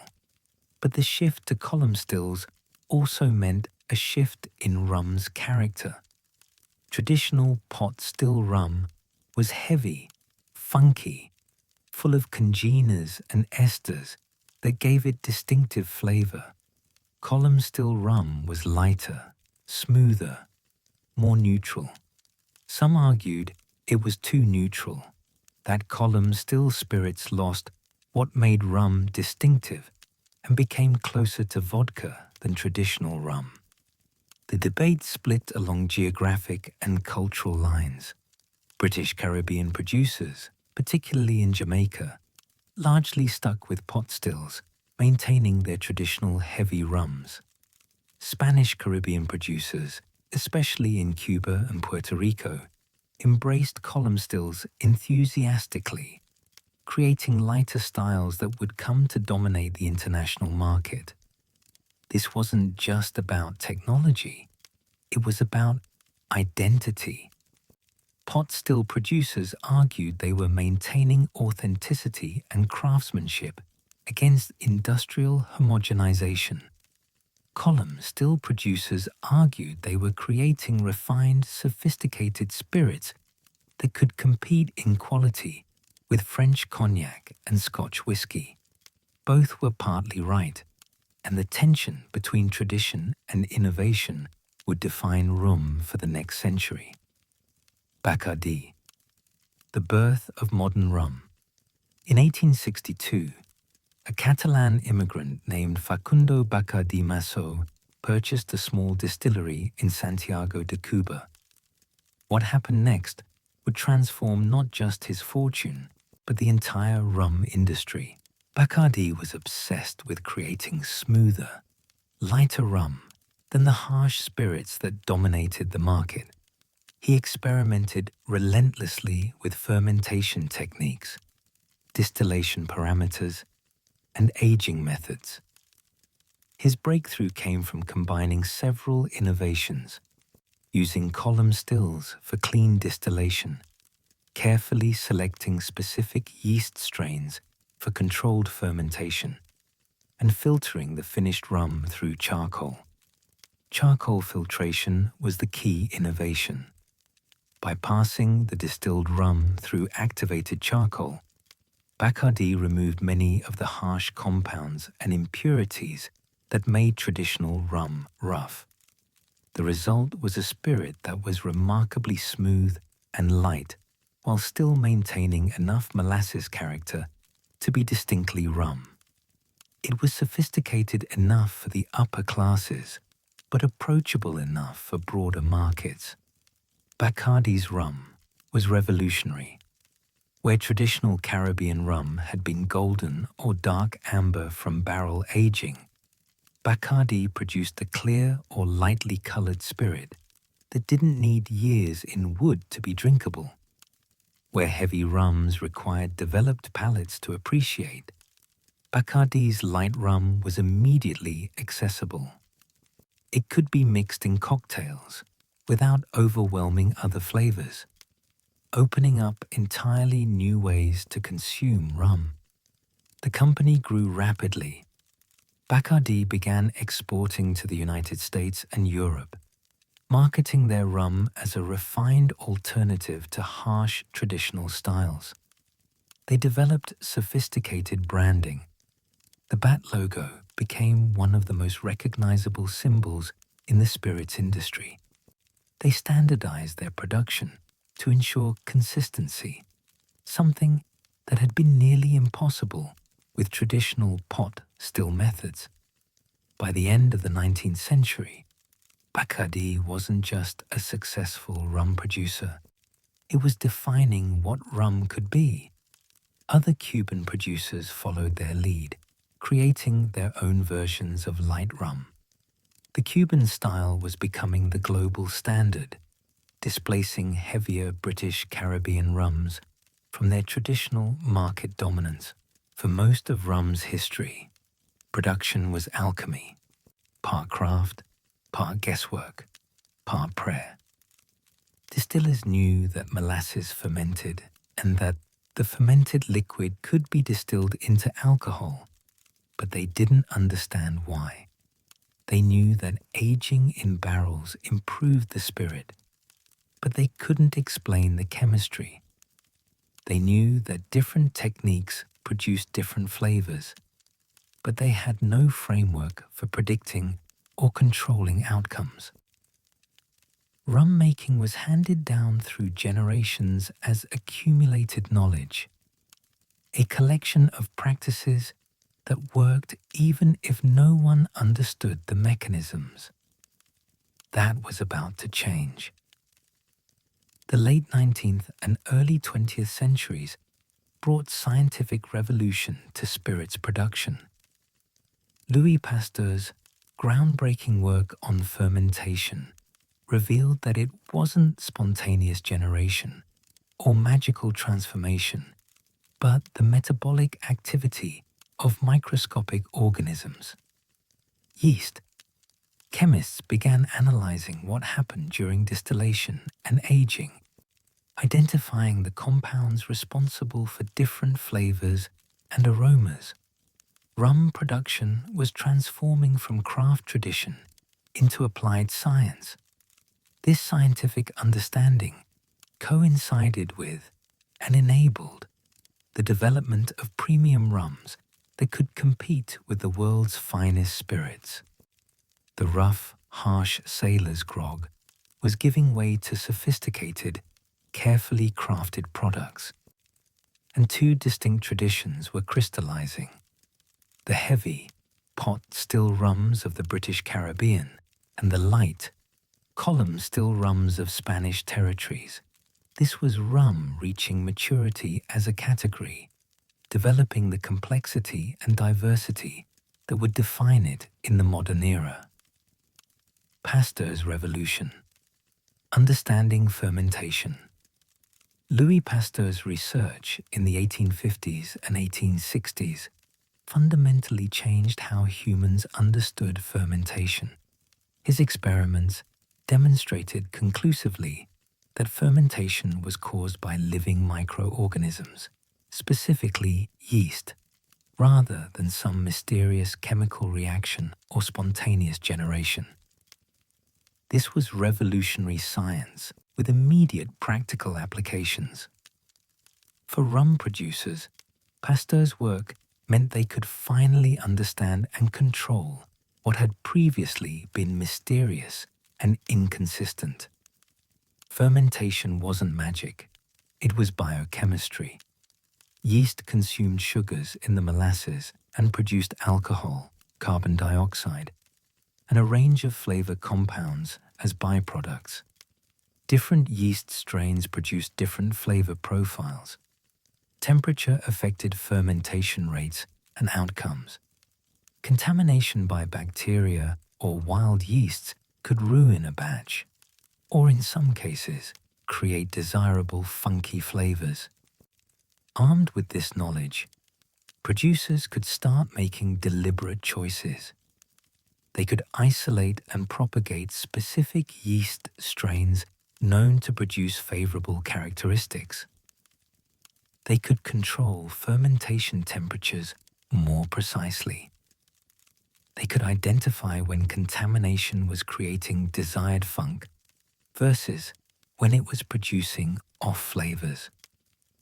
The consistency that had been nearly impossible with traditional methods became achievable through scientific understanding. Cuban and Puerto Rican producers were particularly quick to adopt these scientific methods.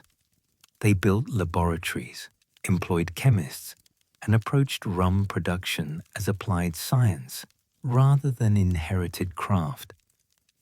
The result was lighter, more consistent rums that could be replicated batch after batch. This wasn't necessarily better than traditional methods. Many would argue the opposite, but it was more predictable and more scalable.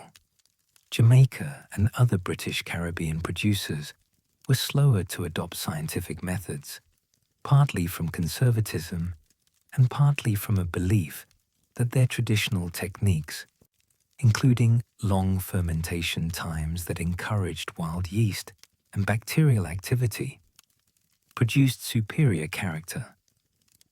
The heavy esters and congeners that scientific analysis identified as impurities were, to Jamaican producers, the essence of what made their rum distinctive. Science could explain their rum, but it couldn't improve upon generations of accumulated expertise. The chemistry of aging, understanding the barrel, another area where scientific understanding revolutionized rum production was barrel aging. Distillers had known for centuries that spirits stored in wooden barrels improved over time, but they didn't understand why. By the late 19th century, chemists were beginning to unravel the complex reactions occurring between spirit, wood, and air. Oak barrels weren't inert containers. They were active participants in the aging process. The wood contained compounds, tannins, lignins, hemicellulose, that slowly dissolved into the spirit, contributing flavors of vanilla, caramel, spice, and dried fruit. Charring the inside of the barrel created a layer of activated carbon that filtered harsh compounds while adding additional flavor complexity.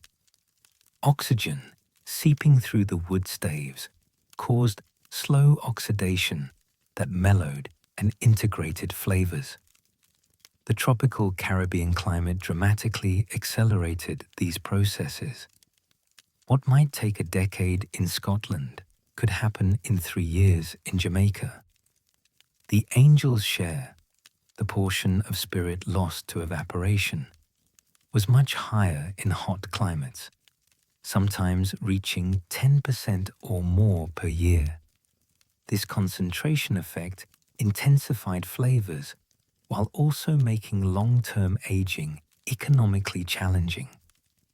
Scientific understanding allowed producers to manipulate aging more deliberately. They could choose different oak types, American oak versus French oak versus other species, for specific flavor contributions. They could control char levels. They could even experiment with barrels that had previously held other spirits, sherry, bourbon, wine, creating layers of flavor complexity. Premium rum producers began emphasizing aged expressions, marketing them as sophisticated alternatives to cognac and aged whiskey. Terms like añejo, aged, and extra añejo, extra aged, appeared on labels. Age statements became selling points. Rum was no longer just clear distillate or rough, darkly colored spirits. It was becoming a premium category where age and refinement commanded respect and premium prices. Two traditions: crystallize, heavy versus light. By the turn of the 20th century, rum had essentially split into two distinct traditions, each with its own philosophy, techniques, and target market. The British Caribbean tradition, especially Jamaica, but also Barbados, Trinidad, and British Guyana, now Guyana, maintained pot still production and long fermentation times. These rums were heavy, funky, full of esters that produced intense fruit and fermentation flavors. They were made in batches, with each distillation run requiring skill and judgment. They were often aged for years, developing deep, complex flavors. This was rum as craft, rum as terroir, rum as expression of place and tradition. Jamaican rum, in particular, developed an almost cult following among those who appreciated its intensity. The high ester rums from distilleries like Hampton and Worthy Park were unlike anything else in the spirits world, wildly aromatic, almost aggressively flavorful, challenging, but rewarding. These were sipping rums for developed palates, too intense for most cocktails, but magnificent when understood and appreciated. The Spanish Caribbean tradition, Cuba, Puerto Rico, and later the Dominican Republic, went the opposite direction. They embraced column stills, controlled fermentation with cultured yeast, and filtered heavily through charcoal. The resulting rums were light, smooth, elegant, with subtle molasses character and clean flavor profiles. They could be consumed young or aged, worked beautifully in cocktails, and appealed to consumers who wanted sophistication without intensity. These weren't just different products.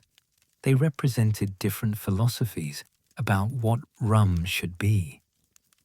British Caribbean producers argued that their methods maintained authenticity and created rum with true character. Spanish Caribbean producers countered that their refined approach created elevated spirits that could compete with the world's best. The debate continues to this day, and both traditions have produced extraordinary rums. Bacardi's marketing. Genius. Civilizing. Rum Facundo Bacardi had created a revolutionary product with his light, filtered rum. His sons and successors proved equally revolutionary in marketing it. Bacardi became the first rum brand to achieve truly international recognition, and they did it by systematically attacking rum's reputation problem. Traditional rum was associated with sailors, dockworkers, slavery, and tropical colonialism. Bacardi positioned their rum as sophisticated, refined, modern, suitable for the upper classes and respectable establishments. Their advertising featured elegant settings, well-dressed consumers, and refined consumption occasions. They emphasized their scientific approach, their quality control, their consistency. This was rum, but not as you knew it. The strategy worked brilliantly. Bacardi became the premium rum in the United States, Cuba, and increasingly in Europe and South America. Their bat logo became synonymous with quality rum worldwide. They built a network of international distributors and agents, ensuring availability in major markets. They sponsored cultural events, aligned themselves with sophistication and refinement, and successfully convinced consumers that Bacardi represented a different class of product than traditional rum. This marketing success had profound effects on the entire category. Other producers attempted to follow Bacardi's lead, creating lighter rums and emphasizing refinement. The heavy pot still rums of the British Caribbean, which had once dominated the market, were increasingly marginalized as old-fashioned or suitable only for mixing. The definition of what good rum meant was shifting toward the light Spanish style that Bacardi exemplified. Cocktail culture and the daiquiri. The late 19th and early 20th centuries saw cocktail culture explode in America and spread internationally. Mixed drinks went from rough tavern concoctions to sophisticated creations served in elegant establishments. Rum, particularly the light Cuban style, proved perfect for this new drinking culture. The daiquiri, rum, lime juice, and sugar, shaken with ice and served in a coupe glass, was supposedly invented in Cuba around 1898, named after a beach near Santiago. The story involves American mining engineers, Cuban bartenders, and the accessibility of fresh limes in the Caribbean. Like many cocktail origin stories, the truth is probably more complicated and less romantic than the legend. But the drink itself is undeniable, simple, balanced, refreshing, and perfectly showcasing light rum's versatility. The daiquiri became hugely popular, especially after American visitors to Cuba during and after the Spanish-American War brought the recipe back to the United States. It was sophisticated enough for refined establishments, but simple enough for home preparation. Variations emerged: frozen daiquiris, flavored versions, elaborate presentations. But the classic daiquiri remained the platonic ideal of a rum cocktail. Other rum cocktails gained popularity during this era. The Cuba Libre, rum and Coca-Cola with lime, supposedly celebrating Cuba's liberation from Spain, became ubiquitous. The mojito, with roots in earlier Cuban drinks, gained international recognition. These cocktails reinforced rum's association with Cuban culture and tropical leisure, while demonstrating its versatility as a mixing spirit. The importance of cocktail culture to rum cannot be overstated. While whiskey could be sipped neat and wine was consumed with meals, rum found its greatest success mixed in drinks. This was partly a function of quality. Even good rum benefited from the sugar and citrus that balanced its flavors, but also cultural. Rum cocktails evoked tropical escapism, sophisticated leisure, and refined consumption in ways that drinking rum straight did not. At midnight on January 17, 1920, the 18th Amendment became the law of the land, and the United States embarked on one of the most ambitious and ultimately catastrophic social experiments in modern history. The manufacture, sale, and transportation of intoxicating liquors was now illegal throughout the nation. The temperance movement had won. America would be dry, moral, and sober. Or at least that was the theory. The reality was that prohibition didn't stop Americans from drinking.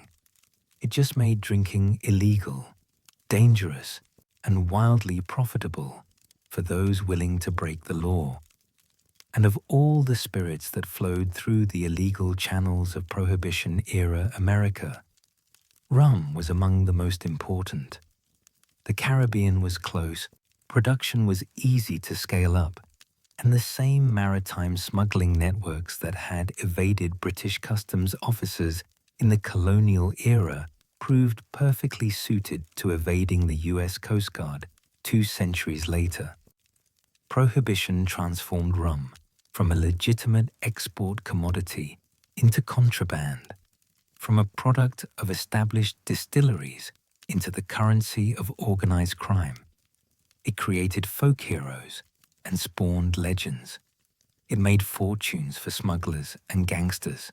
It sent Americans flocking to Cuba in what may have been the greatest collective violation of a law in American history. And paradoxically, it embedded rum deeper into American popular culture than any amount of legal marketing could have achieved. 13 years of criminalization made rum romantic, dangerous, and irresistible. Rum Row, the floating marketplace. Within weeks of Prohibition's start, ships began anchoring just beyond U.S. territorial waters, initially 3 miles from shore, later extended to 12 miles, loaded with alcohol and waiting for customers. This became known as Rum Row, though the ships carried whiskey, gin, champagne, and wine as much as actual rum. The name stuck because rum runner had a better ring than spirit smuggler. The setup was brilliant in its simplicity. Large ships, often registered in Canada, Bahamas, or other countries, would load up with spirits in Caribbean or Canadian ports, sail to positions just outside US waters, and anchor. They couldn't legally be seized by American authorities as long as they stayed in international waters.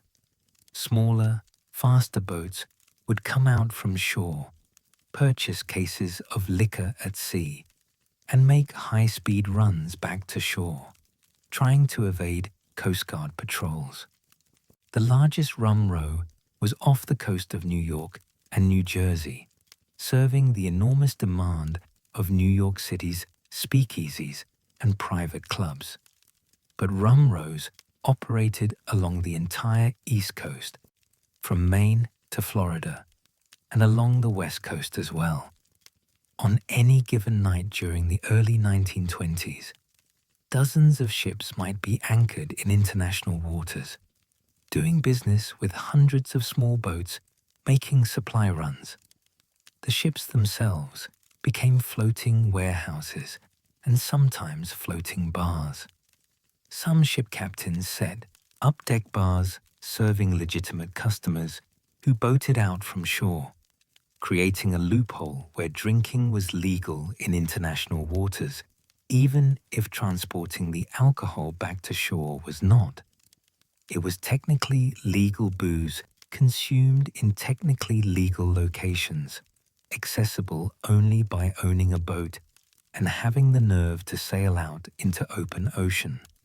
The Coast Guard was overwhelmed from the start.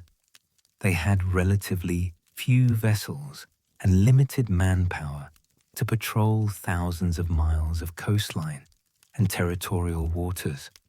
The rum runners' boats were faster and more maneuverable. The profits were so enormous that even regular seizures couldn't deter the trade. For every boat caught, 10 got through. The Coast Guard would seize millions of dollars worth of liquor annually, but estimates suggest they intercepted only 10 to 20% of the actual smuggling traffic. Caribbean staging grounds, Bahamas and Cuba. The Caribbean islands closest to the United States became staging grounds for the rum trade, transforming their economies overnight. The Bahamas, particularly Nassau, exploded as a smuggling hub.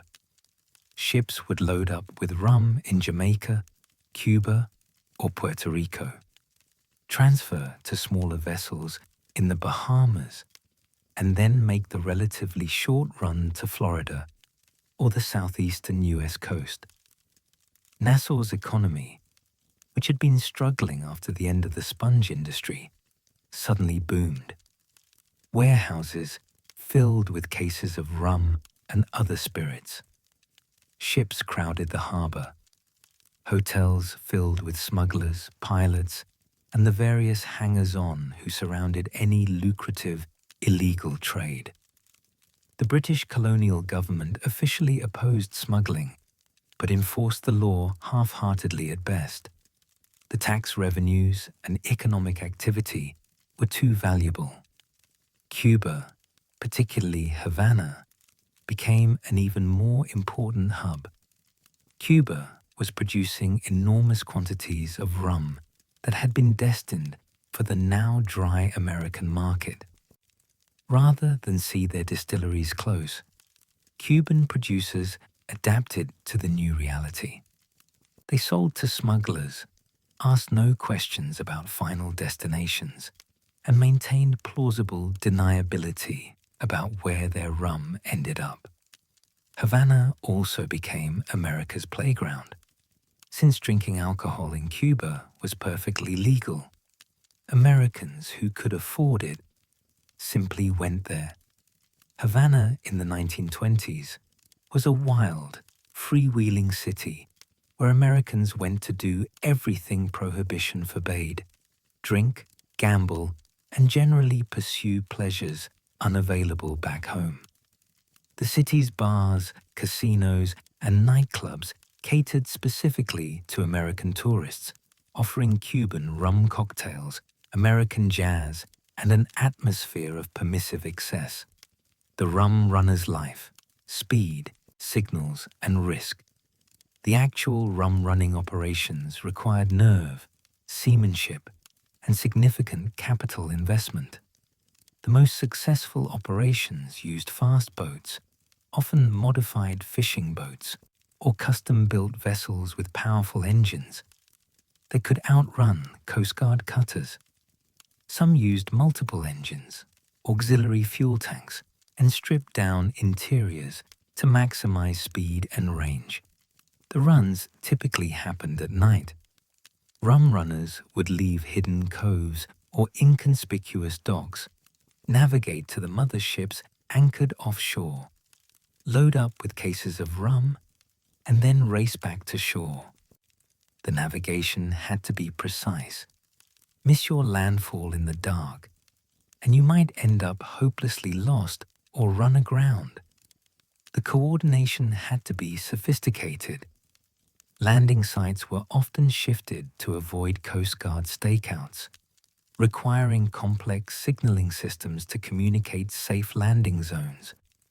Signals were everything. Rum runners used coded radio messages, light signals, and prearranged signs to communicate with their shore contacts and warn of Coast Guard presence. A certain configuration of lights on a beach meant it was safe to land. A radio message in seemingly innocent code indicated Coast Guard patrols in certain areas. The whole operation required military-level coordination without military-level resources. The risks were substantial. Coast Guard patrols opened fire on smuggling boats they couldn't otherwise stop. Boats capsized in rough seas, sending crews and cargo to the bottom. Rival smuggling operations hijacked each other's shipments. Once on shore, smugglers faced robbery, arrest, and violence from competitors. The profit margins were enormous. A successful run could net thousands of dollars, a fortune in 1920s money. But the risks matched the rewards. Some rum runners became folk heroes. They were seen as rebels against unjust law, providing a service that the public demanded. Newspaper stories about Coast Guard chases read like adventure tales. The reality was grittier. These were criminals, often violent ones, engaged in illegal trade that enriched organized crime. But in the public imagination, they were romanticized as dashing outlaws. Bill McCoy, and the real McCoy, the most famous rum runner, was probably William McCoy, a boat builder from Florida who became legendary for running high-quality spirits and never cutting or adulterating his product. McCoy operated from the Bahamas, using fast boats to run rum to the southeastern United States. His reputation for quality was so strong that the real McCoy supposedly became slang for genuine, high-quality goods, though etymologists debate whether the phrase actually derives from him or predates his smuggling career. What's not in dispute is that McCoy represented the most professional tier of rum running. He treated it as a business, maintained quality standards, and avoided the violence that plagued less disciplined operations. He was eventually caught in 1923, served 9 months in prison, and retired from the smuggling business, reportedly having made enough money that he no longer needed to take the risks. McCoy's story illustrates the strange moral ambiguity of Prohibition-era rum running. He was breaking the law, enriching himself through illegal activity, and undermining a constitutional amendment. But he was also providing a product that millions of Americans wanted and harming no one, except perhaps the Treasury through unpaid taxes. The public largely viewed him as a businessman, not a criminal, and his prosecution generated sympathy rather than outrage. Organized crime takes over. The early years of Prohibition saw relatively independent operators like McCoy dominating rum running. But as the trade became more profitable and more organized, criminal syndicates moved in. The same mobsters who controlled speakeasies and illegal breweries wanted to control the rum supply as well. Organized crime brought capital, violence, and logistical sophistication that independent operators couldn't match. They could afford fleets of boats, pay off officials at scale, and eliminate competition through intimidation or murder. The romantic image of independent rum runners gave way to the grimmer reality of mob-controlled smuggling networks. In New York, the various Italian and Jewish criminal organizations divided up rum-running territory, sometimes cooperating and sometimes engaging in violent turf wars. In Chicago, Al Capone's organization controlled much of the rum and whiskey flowing into the city. In Detroit, the Purple Gang dominated smuggling from Canada across the Great Lakes. These weren't small-time operators. They were criminal enterprises with sophisticated operations and enormous revenues. The involvement of organized crime had profound effects on rum's reputation. It wasn't just that drinking rum was illegal.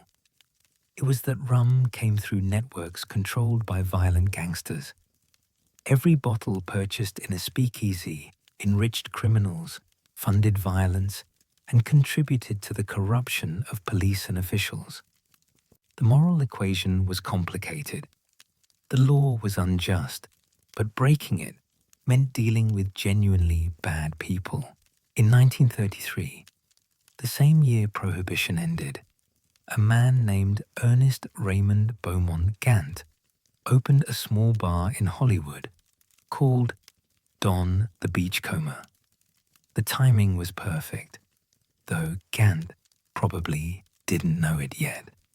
Americans could legally drink again, but rum's reputation was damaged, associated with gangsters, speakeasies, and poisoned bathtub spirits. What rum needed was complete reinvention, a transformation so thorough that people would forget its criminal associations and embrace it as something entirely new. Gant, who would later legally change his name to Don Beach, gave rum exactly that. He created a fantasy world of Polynesian escapism, tropical drinks served in elaborate ceramic mugs, and exotic cocktails that bore almost no resemblance to traditional rum drinking. It was theatrical, escapist, and deliberately disconnected from rum's actual Caribbean origins. It was also wildly, improbably successful, spawning an entire cultural phenomenon that would dominate American drinking for 3 decades and rescue rum from its post-Prohibition crisis. Tiki culture was built on appropriation, fantasy, and cultural confusion, mixing Polynesian, Caribbean, Chinese, and vaguely tropical elements into something that existed nowhere except American imagination. It was also, paradoxically, a genuine cocktail revolution that showcased rum's versatility and created drinks of remarkable sophistication. This is the story of how paper umbrellas, ceramic tikis, and elaborate rum cocktails saved an entire spirits category. Don the Beachcomber, the birth of tiki. Don Beach had traveled extensively through the Caribbean and South Pacific, or at least claimed he had. His biography was as much invention as reality. What's certain is that he understood what post-Prohibition Americans wanted: escape. The Great Depression was crushing spirits, literally and figuratively. People wanted transport to somewhere else, somewhere sunny and carefree and as unlike their daily struggles as possible. Don the Beachcomber gave them that. The bar was decorated with fishing nets, bamboo, tropical plants, and artifacts, real or invented, from the South Pacific. The lighting was dim and romantic. The music was exotic and atmospheric. And the drinks were unlike anything Americans had ever seen. Elaborate concoctions with multiple types of rum, fresh fruit juices, exotic syrups, and presentations that ranged from elegant to absurd. Beach created drinks with names like the Zombie, the Navy Grog, and the Cobra's Fang. These weren't simple rum and cokes. They were complex, labor-intensive cocktails requiring fresh ingredients, precise measurements, and significant bartending skill. The Zombie, one of his most famous creations, reportedly contained 3 different rums, several fruit juices, falernum, absinthe, and other ingredients.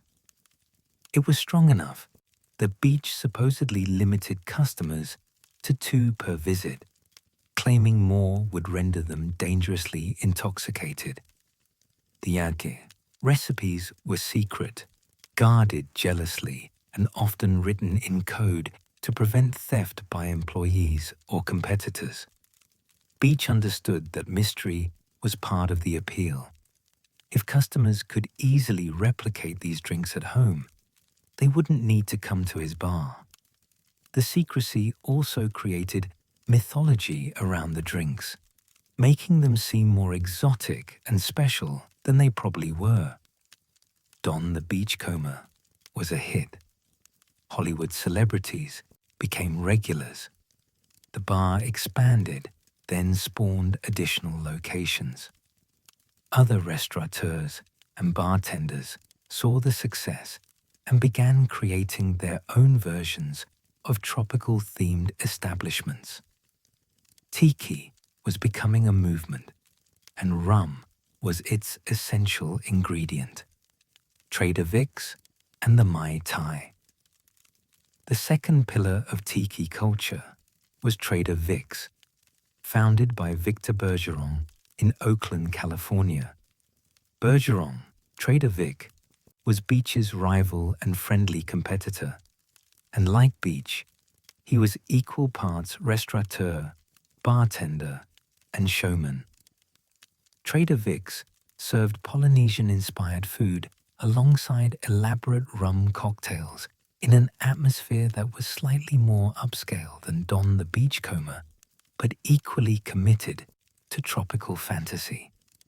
In 1944, according to Trader Vic's origin story, Bergeron created the Mai Tai for friends visiting from Tahiti. The drink, rum, lime juice, orange curacao, orgeat, almond syrup, and simple syrup, was an instant success. The name supposedly came from one of his Tahitian friends exclaiming, "Mai Tai roa ai," meaning very good in Tahitian. Whether this story is true or another piece of tiki mythology is unclear, but the drink itself was undeniably brilliant. The Mai Tai became perhaps the most famous tiki cocktail, eventually eclipsing even the Zombie in popularity. It was complex, but balanced, strong, but drinkable, exotic, but accessible. Trader Vic's version used high-quality aged rum as the base, showcasing rum's capacity for sophistication rather than just mixing versatility. Of course, Beach claimed he had invented a drink called Mai Tai years earlier, sparking a rivalry between the two tiki pioneers that lasted decades. Both men insisted they were the true inventor, and their competing claims generated publicity that benefited both establishments. The controversy didn't matter to consumers, who just wanted the delicious tropical drinks regardless of who invented them. The tiki explosion, Polynesian rums, and tropical escapes. Through the 1940s, 50s, and 60s, tiki culture exploded across America. Every major city had multiple tiki bars. Hotels added Polynesian rooms, serving tropical cocktails. Restaurants created tiki-themed dining experiences. Suburban homes featured tiki bars in basements and backyard tiki torches around pools. The aesthetic was everywhere, in movies, television, music, fashion, and consumer products. The elaborate cocktails at serious tiki establishments showcased rum's versatility in ways that hadn't been explored since the pre-prohibition cocktail era. Bartenders used light rum, dark rum, aged rum, and 151 proof rum in different combinations. They mixed rum with fresh juices, exotic syrups, spices, and aromatics. They created layered drinks with visual appeal. They flambéed drinks, served them in ceramic tiki mugs and hollowed-out pineapples, garnished them with fruit, flowers, and paper umbrellas. Not all tiki bars were created equal. The best, Don the Beachcomber, Trader Vic's, places like Tiki Tea in Los Angeles, maintained high standards, used quality ingredients, and employed skilled bartenders who took their craft seriously. But many tiki establishments were tourist traps, serving mediocre rum with artificial mixers in plastic coconuts. The gap between authentic tiki craftsmanship and commercial tiki schlock was enormous. But even bad tiki bars served a purpose. They kept rum in front of American consumers. They associated rum with fun, escape, and celebration rather than crime and danger. They created a new generation of rum drinkers who had no memory of prohibition and no negative associations with the spirit. Tiki culture was rum's image rehabilitation, and it worked spectacularly. The war and the tropical turn. World War II inadvertently boosted rum and tiki culture in several ways. American servicemen stationed in the Pacific Theater encountered tropical climates, local cultures, and rum-based drinks. When they returned home, they brought tastes for tropical aesthetics and drinks. The post-war prosperity meant Americans had money to spend on leisure, dining out, and entertaining, and the psychological need for escapism, from war memories, from Cold War anxieties, from suburban conformity, made tiki's fantasy appeal even stronger. The war also introduced millions of Americans to rum and coke, thanks to American soldiers stationed in Caribbean and meeting cola with local rum.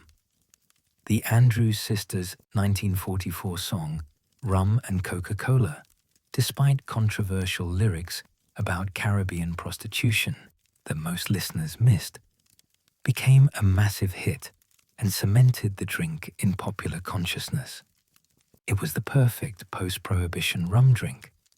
Simple, widely available, requiring no special ingredients or bartending skill.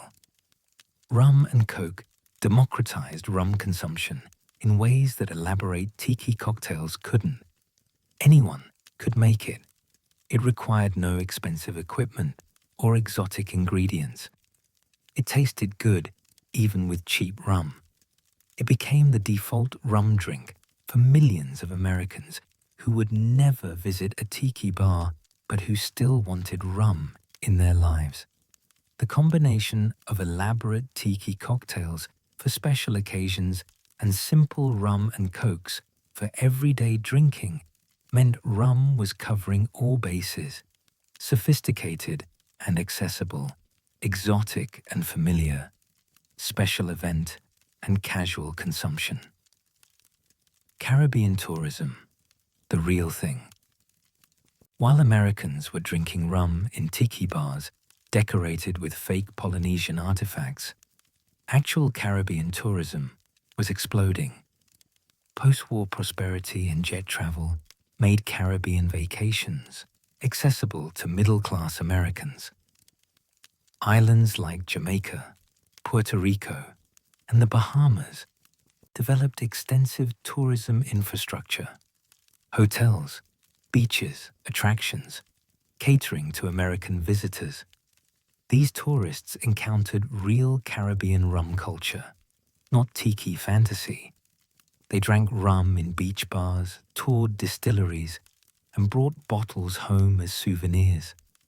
Caribbean vacations became aspirational symbols of success and leisure, and rum was part of that appeal. Travel posters, magazine advertising, and tourism marketing consistently featured rum drinks and beach settings. The islands themselves capitalized on this. Distilleries developed tourism programs. Hotels created signature rum cocktails. Duty-free shopping at Caribbean airports became dominated by rum and cigars. The economic impact was substantial. Tourism was becoming as important to Caribbean economies as sugar production itself had once been, and rum was essential to that tourism appeal. There was irony in this. Tiki culture had positioned rum as Polynesian, creating fantasy worlds disconnected from rum's actual Caribbean origins. But actual Caribbean destinations were benefiting from rum's elevated profile, regardless of the cultural confusion. If Americans wanted rum because of tiki culture, Caribbean producers were happy to supply it, even if the aesthetic was all wrong. For centuries, the islands that produced rum had been controlled by European powers: Britain, France, Spain, the Netherlands, Denmark. The people who actually made rum, who worked the cane fields and operated the distilleries, had almost no say in how their product was marketed, sold, or represented to the world. Rum was a colonial commodity, and like all colonial commodities, its economic benefits flowed primarily to distant metropoles, rather than the Caribbean communities that created it. That began changing in the 1960s. Jamaica gained independence from Britain in 1962. Trinidad and Tobago followed in 1962. Barbados in 1966. Guyana in 1966. Through the 1970s and 80s, the wave of decolonization continued, with island after island asserting sovereignty and taking control of their own economic futures. For rum, this meant something profound. For the first time since the spirit's invention, the people and governments of the Caribbean could shape rum's identity, control its production, and claim its profits. This period saw Caribbean nations asserting ownership over their rum traditions, developing national brands as sources of pride and revenue, and fighting to protect their heritage against both competitors and corporate raiders. But independence also meant confronting hard economic realities. The newly sovereign Caribbean nations needed foreign currency, foreign investment, and access to international markets. And waiting in the wings were multinational corporations with deep pockets and global distribution networks, ready to buy Caribbean rum brands and integrate them into international portfolios. This is the story of how Caribbean rum became simultaneously more authentic and more corporate, more rooted in national identity and more controlled by distant shareholders. It's a story of pride, profit, and the complicated compromises of post-colonial capitalism. Jamaica. Reclaiming the funk. Jamaica's independence in 1962 came with enormous challenges. The economy was heavily dependent on sugar, bauxite mining, and tourism, all industries with complicated colonial histories. But Jamaica also had something valuable, a rum tradition unlike anywhere else in the world. Jamaican rum's heavy, funky, high ester character was distinctive and, to those who appreciated it, superior to any other style. The question was whether this distinctiveness could be turned into economic value. Heavy Jamaican rum had been marginalized in international markets as light rums from Cuba and Puerto Rico dominated. Could Jamaica reclaim its rum heritage and turn it into a source of national pride and foreign revenue? Appleton Estate, with roots stretching back to 1749, positioned itself as Jamaica's premier rum. The estate emphasized its history, its traditional pot still production methods, and its Jamaican identity. Marketing campaigns showcased Jamaica's tropical beauty, the estate's lush valley location, and the craftsmanship of Jamaican distillers.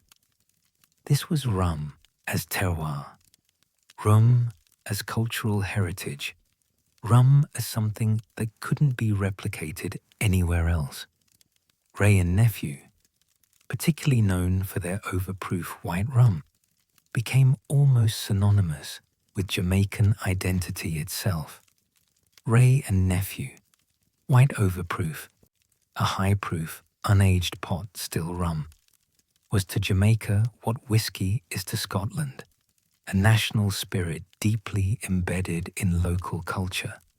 It wasn't marketed for sophisticated international cocktail consumption. It was Jamaican rum for Jamaicans, though it found appreciation among funk enthusiasts worldwide. The Jamaican government supported the rum industry as economically strategic. Rum was one of few products Jamaica could export at premium prices, and it employed thousands directly and indirectly. Protecting Jamaican rum's reputation became a matter of national policy. Jamaica pushed internationally for rum origin protection, arguing that Jamaican rum should mean rum actually produced in Jamaica, not just rum made in the Jamaican style. This was about more than economics. It was about identity. Jamaican rum represented Jamaican culture, history, and craftsmanship. Protecting it meant protecting something essential about Jamaican national identity in the post-independence era. Barbados. Claiming history.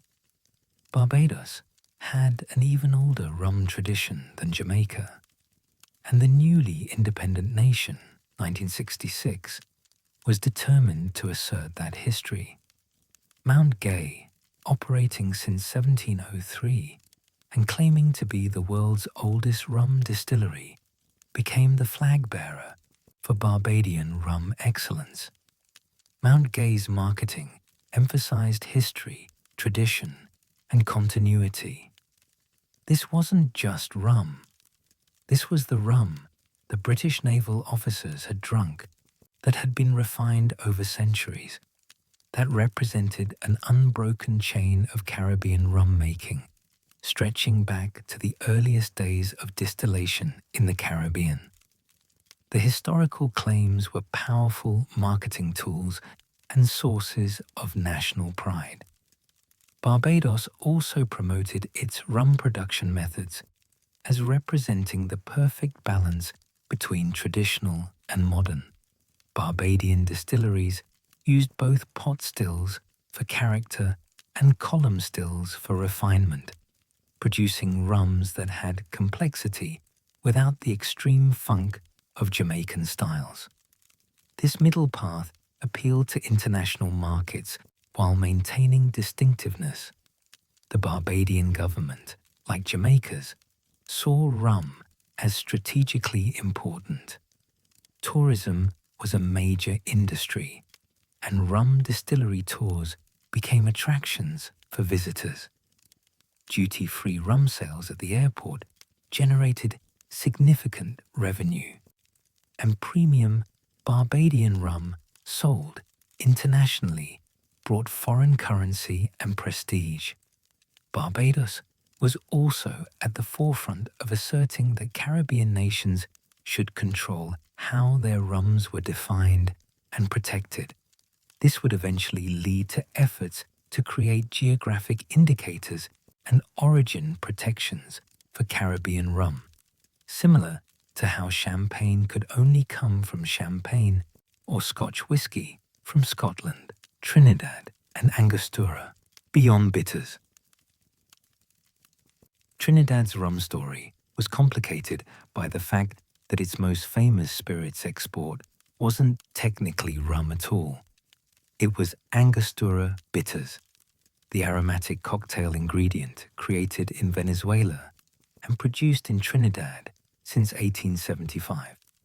But Angostura, the company, expanded into rum production, acquiring the Fernandez distillery and establishing themselves as major rum producers. After Trinidad's independence in 1962, Angostura positioned itself as a distinctly Trinidadian brand, even though its origins were Venezuelan. The company produced a range of rums from light to aged, capturing both the international market for mixable spirits and the premium market for sipping rums. Angostura's strategy was interesting. They leveraged their established international distribution network for bitters to push their rums into global markets. If you could buy Angostura bitters in a liquor store or bar anywhere in the world, and then you could potentially buy Angostura rum there too. The cross-promotion was sophisticated and effective. Trinidad also benefited from its strategic location and developed infrastructure. The island became a rum production hub, with multiple distilleries producing both for domestic consumption and export. The Trinidadian government supported the industry through favorable policies and by promoting rum as part of the national brand alongside carnival and calypso music. French Caribbean and RUM agricole. The French Caribbean territories, Martinique and Guadeloupe, never gained full independence, remaining French overseas departments with representation in the French Parliament and European Union membership. This created a very different trajectory for their rum than the British Caribbean islands experienced. RUM agricole, made from fresh sugarcane juice rather than molasses, had been produced in the French Caribbean for over a century. But it was in the post-colonial era that it gained serious recognition and protection. The producers of Martinique, in particular, organized to distinguish their product from industrial molasses-based rum and to claim the premium quality position in the rum market. In 1996, Martinique RUM Agricole received AOC, Appellation d'Origine Contrôlée, status, the same protected designation origin that French wines and champagne receive. This was revolutionary for rum.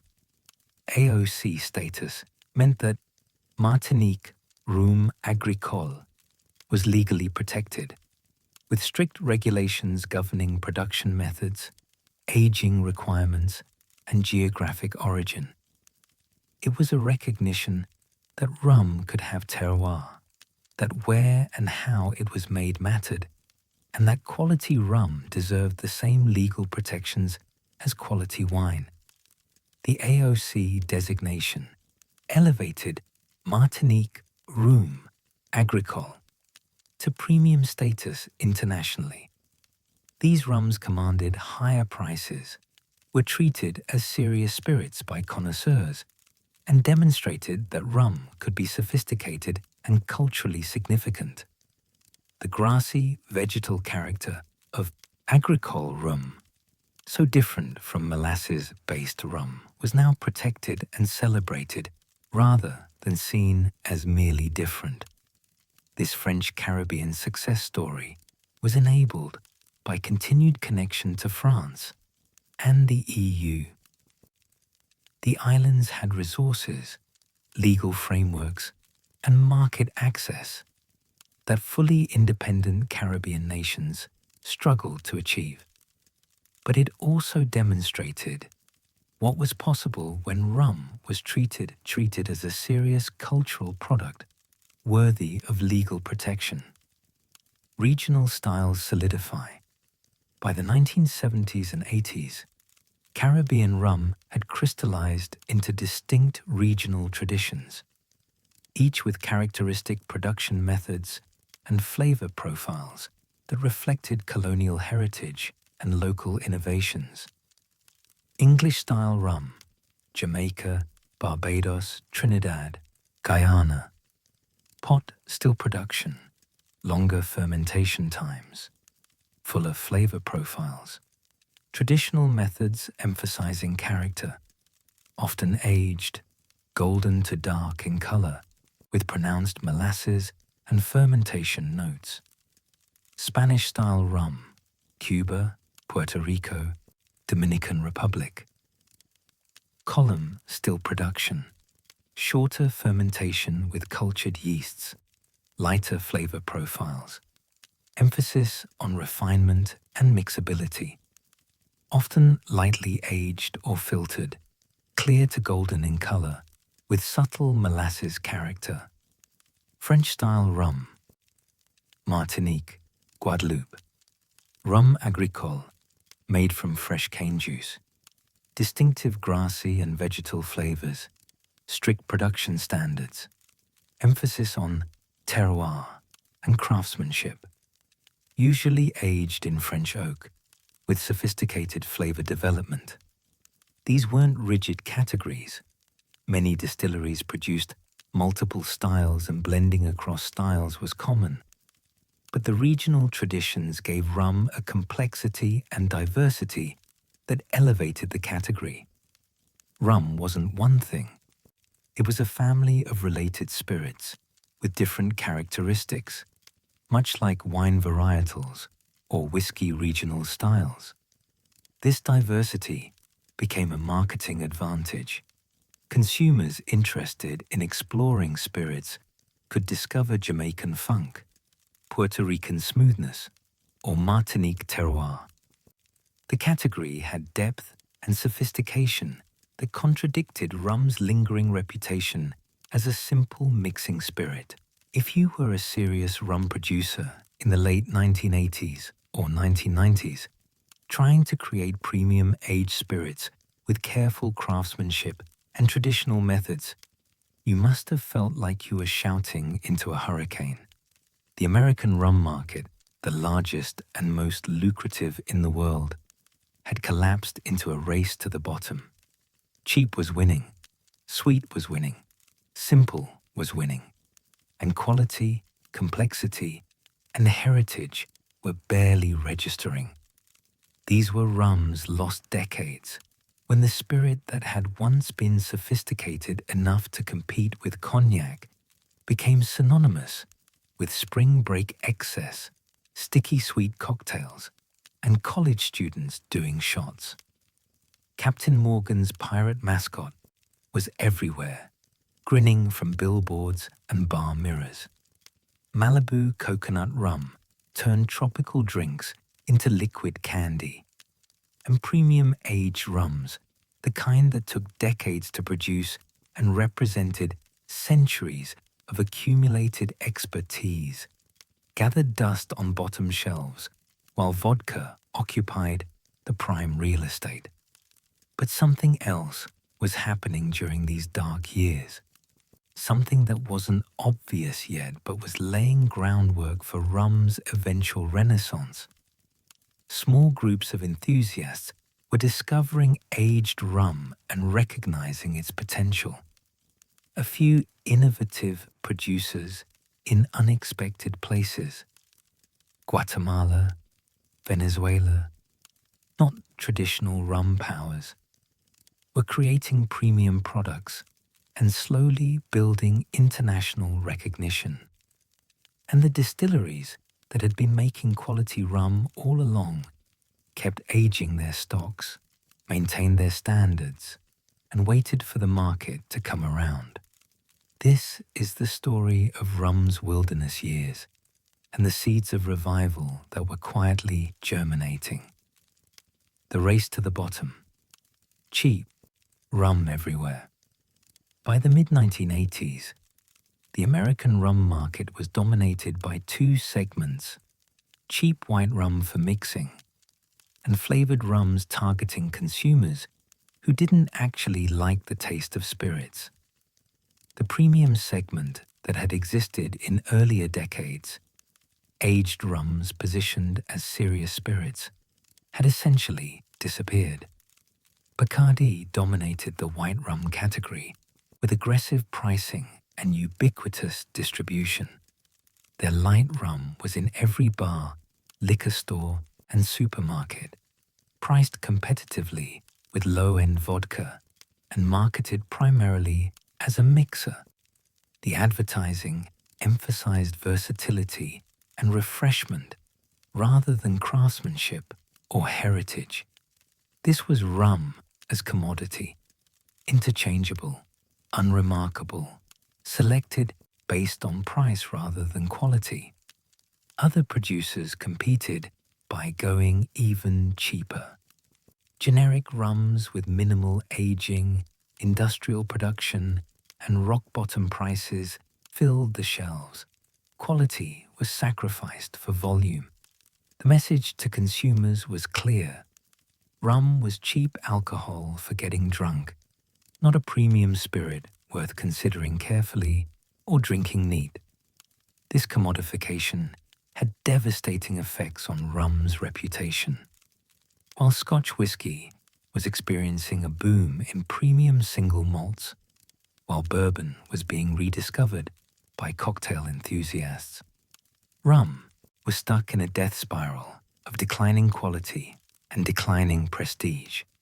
The spirit that had financed empires and inspired literary legends was now primarily known for being cheap. Captain Morgan, the pirate's conquest. In 1984, Seagram acquired the Captain Morgan brand, and in 1985 they launched an aggressive marketing campaign that would reshape the American rum market. The Captain Morgan mascot, a swashbuckling pirate based on the historical Henry Morgan, became one of the most recognizable figures in spirits advertising. The marketing was brilliant from a commercial perspective and devastating from a quality perspective. Captain Morgan was positioned as fun, approachable, and associated with good times and partying. The advertising targeted young men with messaging about adventure, rebellion, and masculine camaraderie. The actual liquid in the bottle, a spiced rum with added flavoring, was secondary to the brand identity. Captain Morgan's success spawned countless imitators. Spiced rum became a category, with every major and minor producer launching their own version. These rums were heavily doctored with vanilla, cinnamon, and other spices to mask any harshness from the base spirit and to create consistent, sweet flavor profiles that appealed to unsophisticated palates. When Diageo acquired the brand in 2001, as part of the Seagram Spirits portfolio breakup, they poured even more marketing resources into Captain Morgan. The brand's sales exploded. By the mid-2000s, Captain Morgan was the second best-selling rum in the United States, behind only Bacardi. For millions of Americans, Captain Morgan was rum, the only brand they'd ever tried or considered. The problem was that this success reinforced rum's image as a party drink, something for shots and simple mixed drinks, not something to be taken seriously. Premium rum producers looked at Captain Morgan's success with mixed feelings. They were glad rum was selling, but this wasn't doing anything to elevate the category's reputation. Malibu and the coconut invasion. If Captain Morgan represented rum's descent into accessible mediocrity, Malibu represented something even more troubling for traditional producers. Rum as flavored liqueur, barely recognizable as the spirit it was supposedly based on. Malibu, originally created in the 1970s, but achieving massive success in the 1980s and 90s, wasn't really rum in any traditional sense.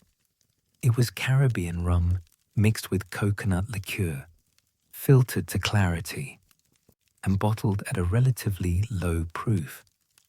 The result was sweet, smooth, and tasted primarily of coconut, with only faint rum character.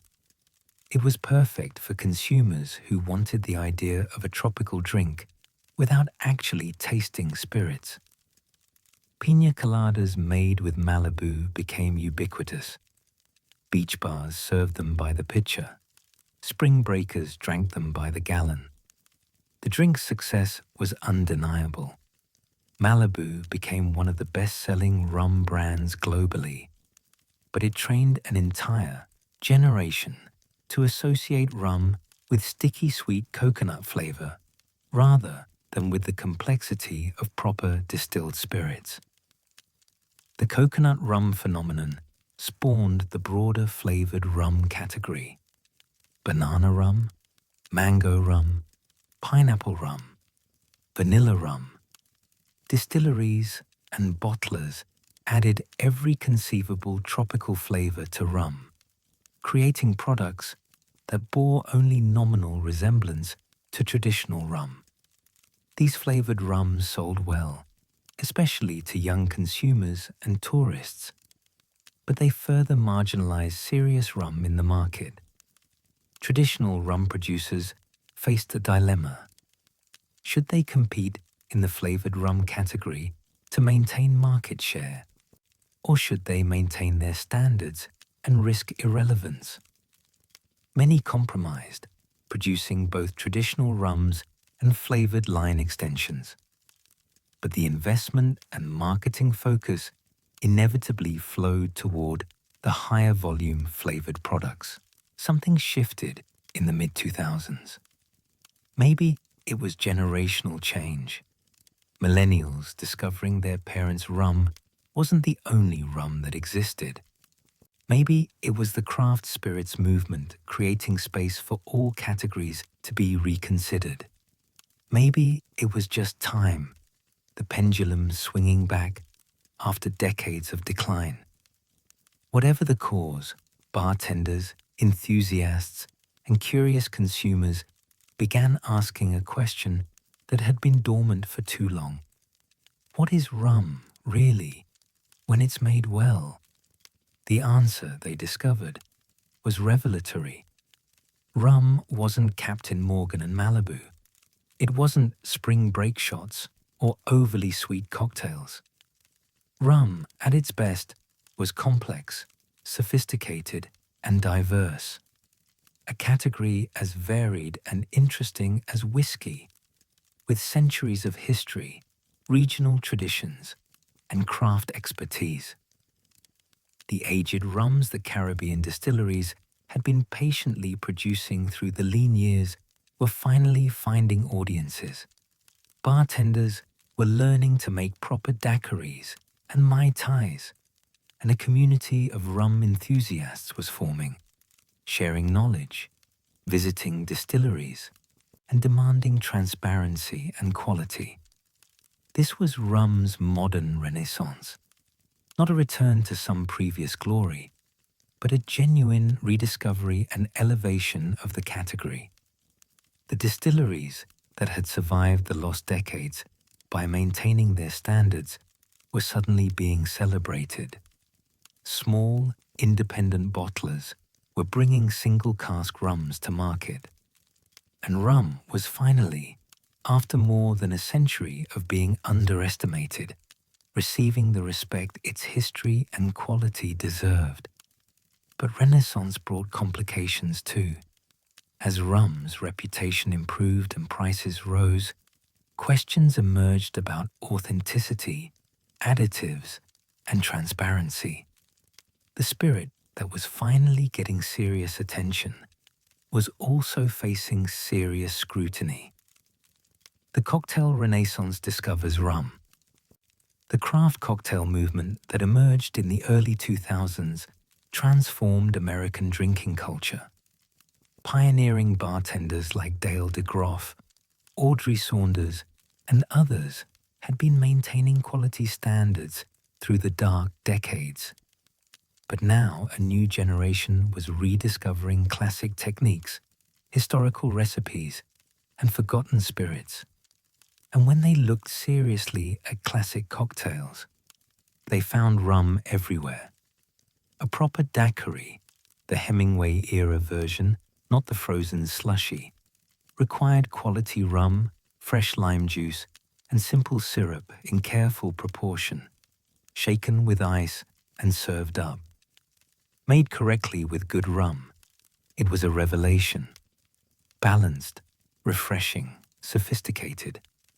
The classic Mai Tai, when made with the original Trader Vic formula using aged rum rather than multiple cheap rums and pre-made mixes, was a completely different drink.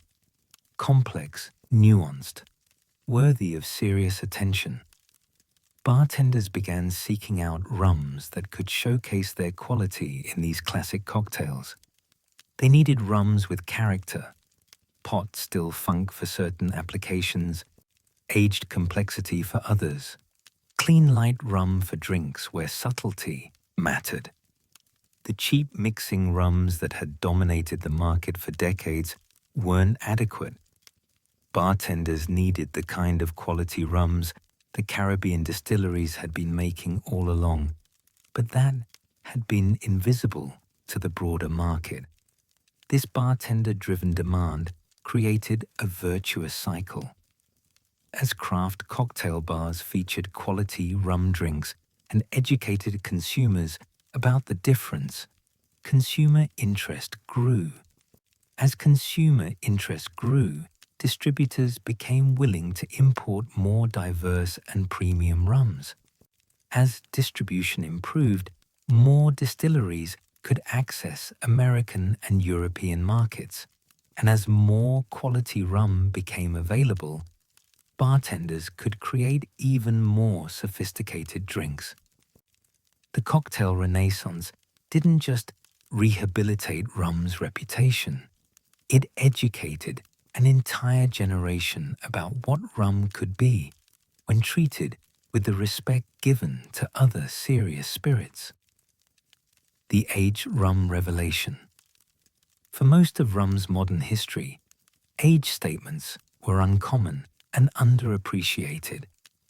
But as the craft cocktail movement created demand for quality rum, consumers discovered that aged rum could rival the finest aged whiskies and cognacs in complexity, refinement, and value. Caribbean distilleries had been aging rum for generations, but mostly for local consumption or limited export. Now those aged stocks became treasures. 15-year rums, 20-year rums, even older expressions started appearing in international markets. And when consumers tasted them properly, neat or with minimal dilution, they were stunned by the quality. Tropical aging creates unique characteristics that aging in temperate climates cannot replicate. The heat accelerates maturation, creates more rapid oak interaction, and produces higher Angel's share, evaporation, that concentrates flavors. A 10-year rum aged in Jamaica or Barbados could have complexity comparable to 20-year Scotch. The trade-off was volume loss.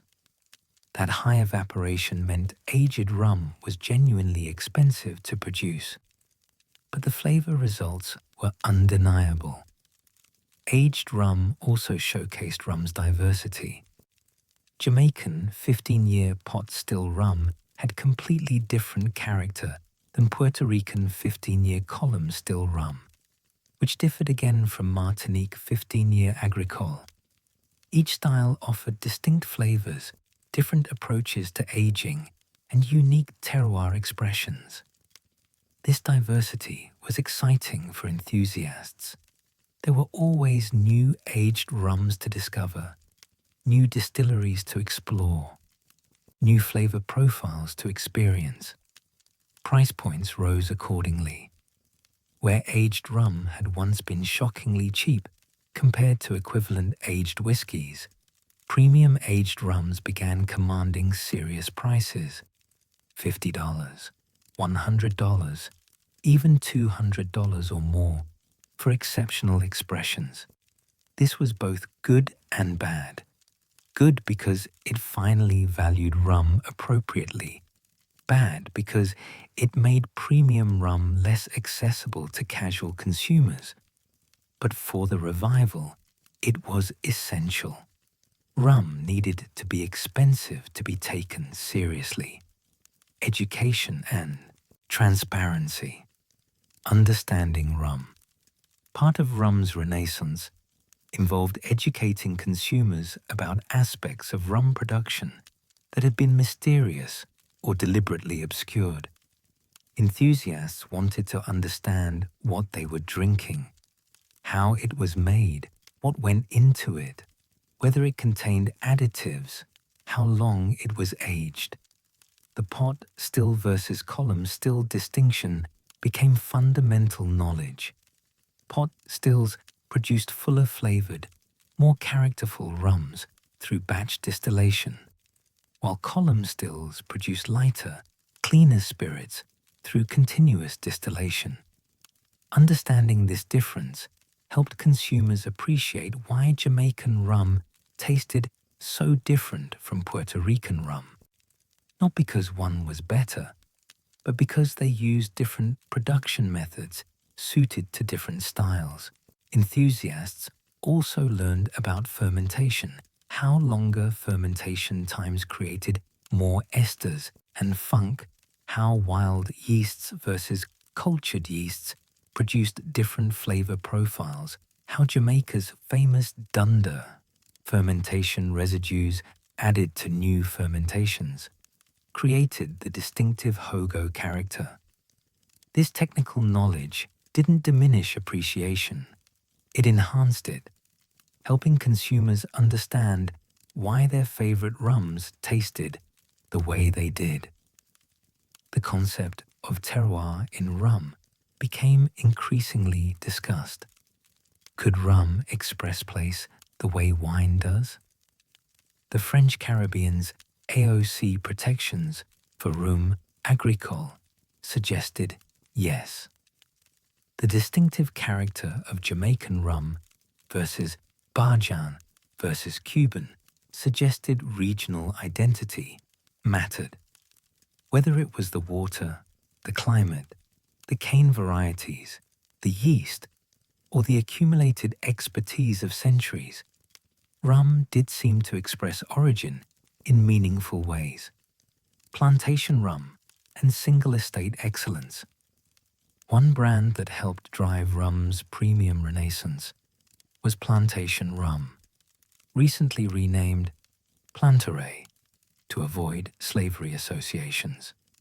Founded by Alexandre Gabriel of Cognac-Ferrand, Plantation brought a cognac producer's attention to quality and presentation to Caribbean rum. They sourced rums from various Caribbean distilleries, often provided additional aging in France in cognac casks, and presented the rums in premium packaging with detailed information about origin and production.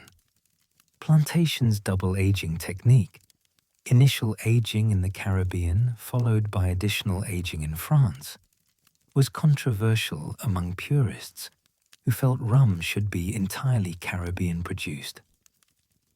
But the results were undeniably good, showcasing how additional aging in different climates and cask types could create exceptional complexity. Their range covered multiple Caribbean origins, allowing consumers to explore regional differences within a single trusted brand. More importantly, Plantation treated rum with the seriousness that cognac producers applied to brandy. They published age statements, origin information, and production details. They positioned rum alongside other premium spirits, rather than isolating it in the rum section. They charged premium prices and delivered premium quality. This helped establish that rum deserved the same consideration as other serious spirits categories. Independent bottlers, Vellier, and the single cask movement. The emergence of independent bottlers transformed rum appreciation by bringing single cask strength rums to market with unprecedented transparency. Luca Gargano's Vellier, based in Italy, led this movement, sourcing exceptional casks from Caribbean distilleries and bottling them without the blending, dilution, or modification common in commercial releases. Vellier's approach was radical. Bottle rum exactly as it comes from the cask. Add nothing, remove nothing except by choice of which casks to bottle. Provide complete information about origin, distillation date, bottling date, cask type, and any other relevant details. Let the rum speak for itself without marketing spin or technical manipulation. The results showcased rum at its most authentic and often its most challenging. Cask strength pot still Jamaican rum at 60% alcohol with decades of tropical aging was not an easy drink. It was intense, demanding, uncompromising. But for enthusiasts, it was revelatory.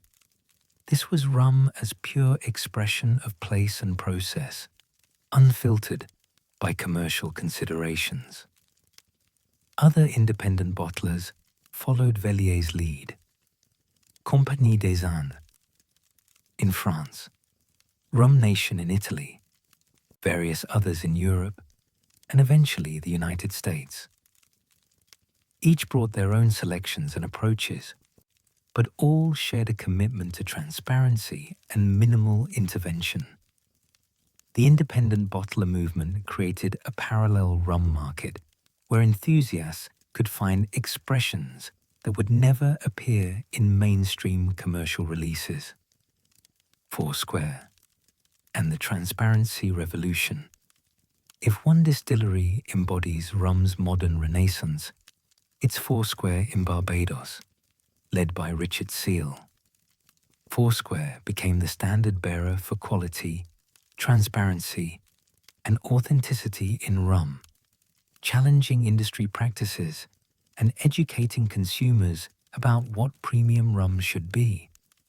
Seal was outspoken about additives in rum, the practice of adding sugar, glycerin, or other substances to smooth flavor and add perceived richness.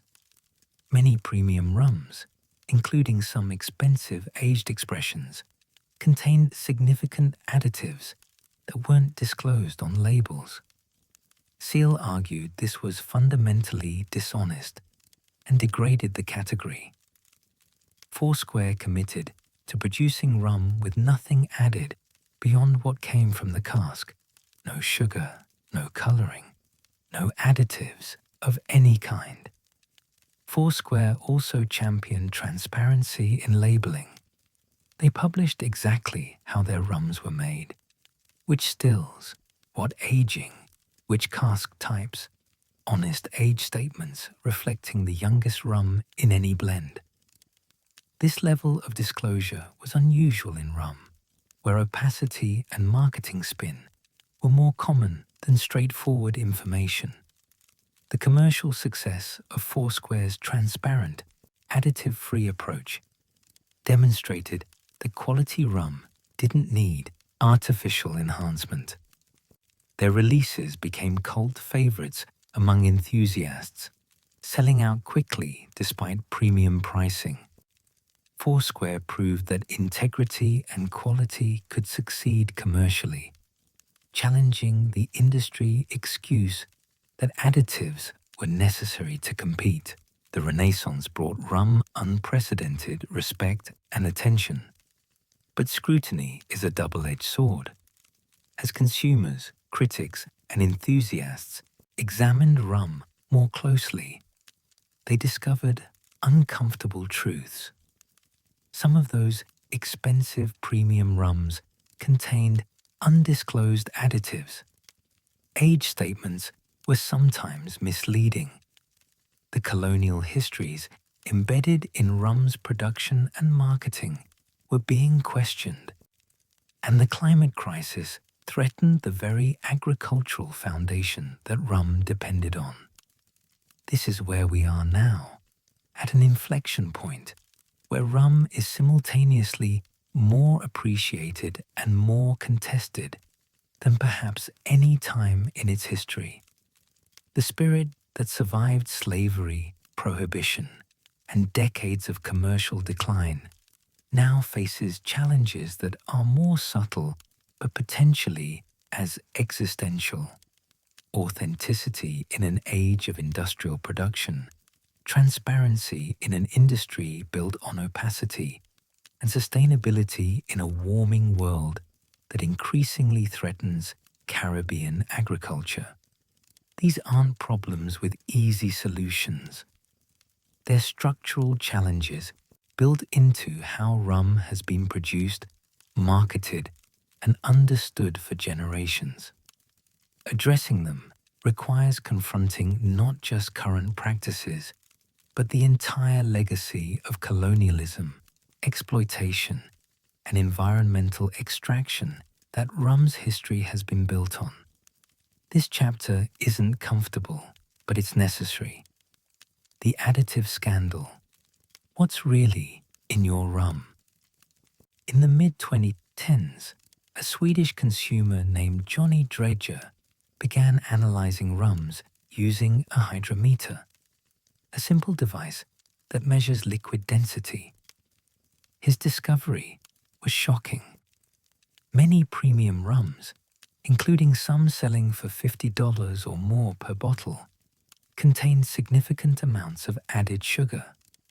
Some contained 20, 30, even 40 grams per liter or more. They weren't disclosing this on their labels. The revelation ignited fierce debate in the rum community. Defenders argued that small amounts of sugar or other additives were traditional, that they balanced harsh spirits, and that consumers cared about taste rather than purity. Critics countered that undisclosed additives were fundamentally dishonest, that they masked inferior rum, and that consumers deserved to know what they were buying. The controversy exposed a larger problem. Rum lacks the strict regulations that govern other spirits. Scotch whisky can contain only water and caramel coloring beyond the distillate. Cognac has similarly strict rules, but rum regulations vary by country and are often minimal or unenforced. Producers could add sugar, glycerin, vanillin, and other substances without disclosure, all while marketing their products as pure or traditional. Some producers embrace transparency, clearly stating on labels when their rums contained no additives. Foursquare led this movement, and others followed. But many producers resisted, arguing that disclosing additives would hurt sales and that competitors who used additives would have marketing advantages if regulations weren't universal. The debate continues today. The European Union implemented regulations requiring clearer labeling for spirits sold in Europe, but enforcement varies.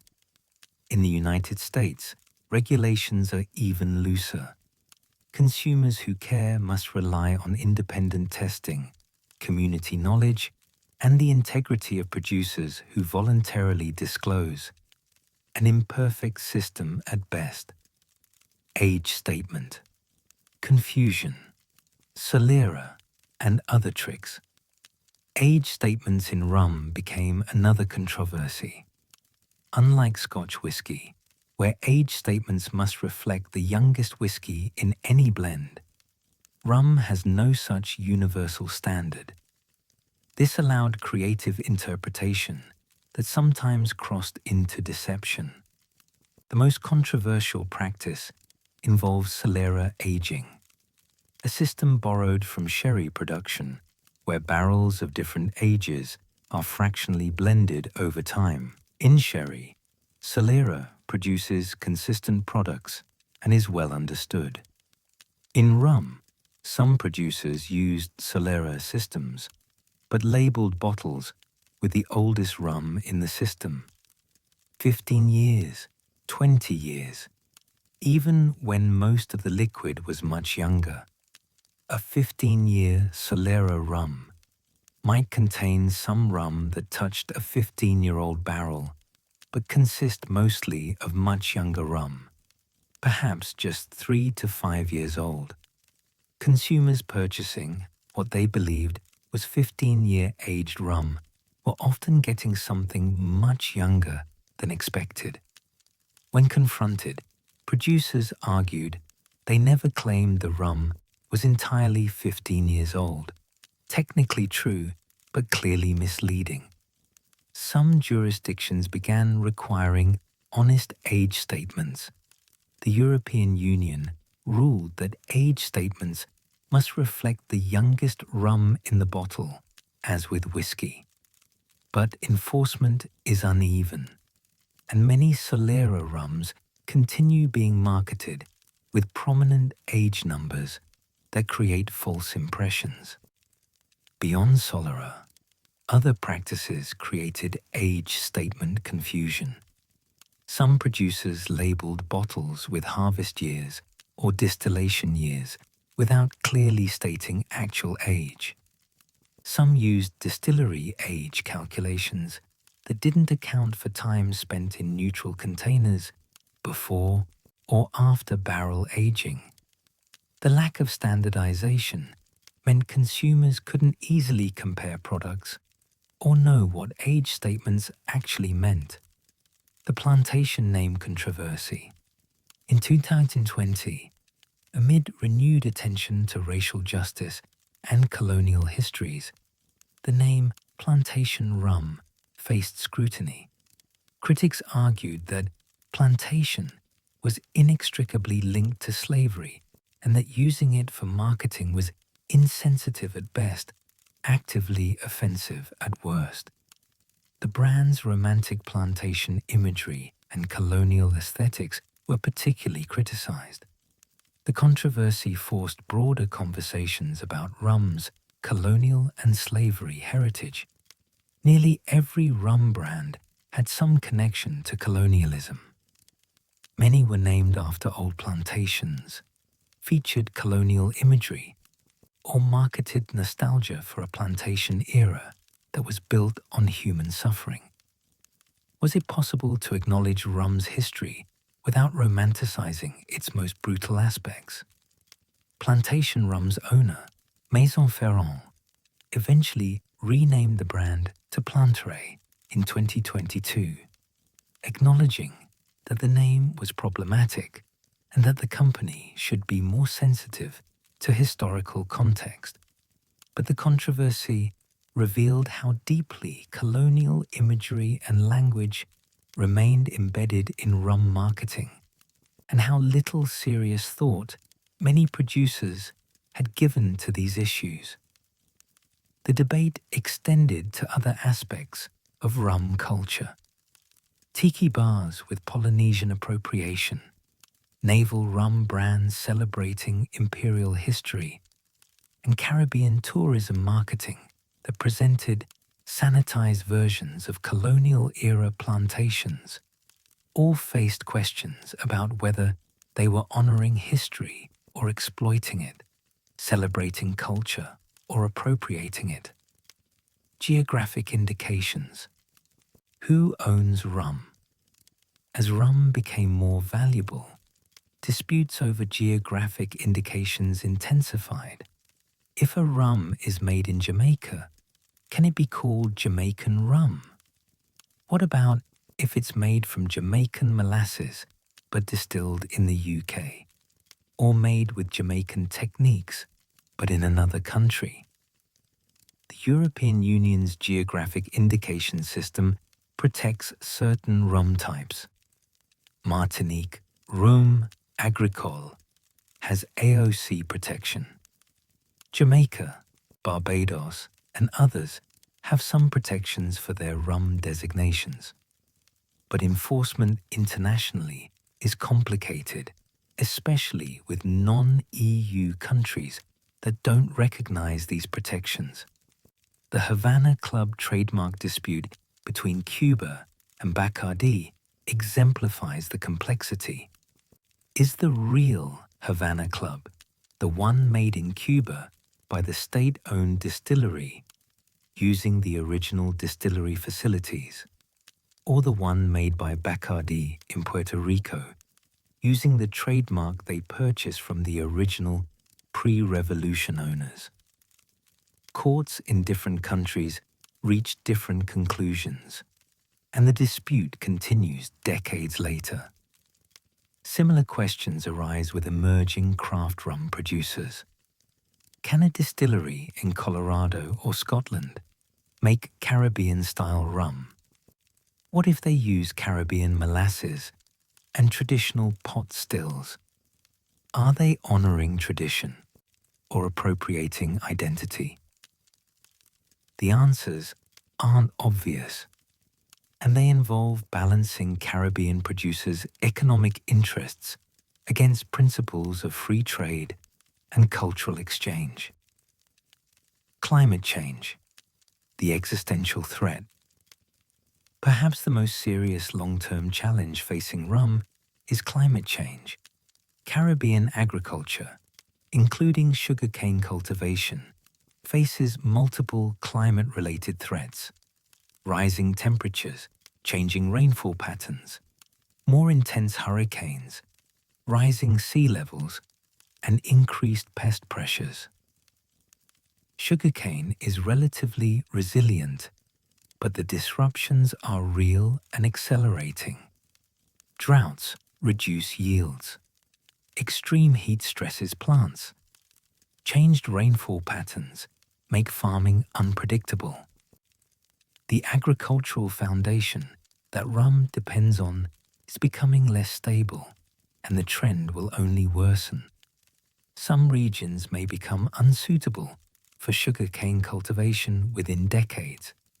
Others may see productivity decline enough that rum production becomes economically unviable.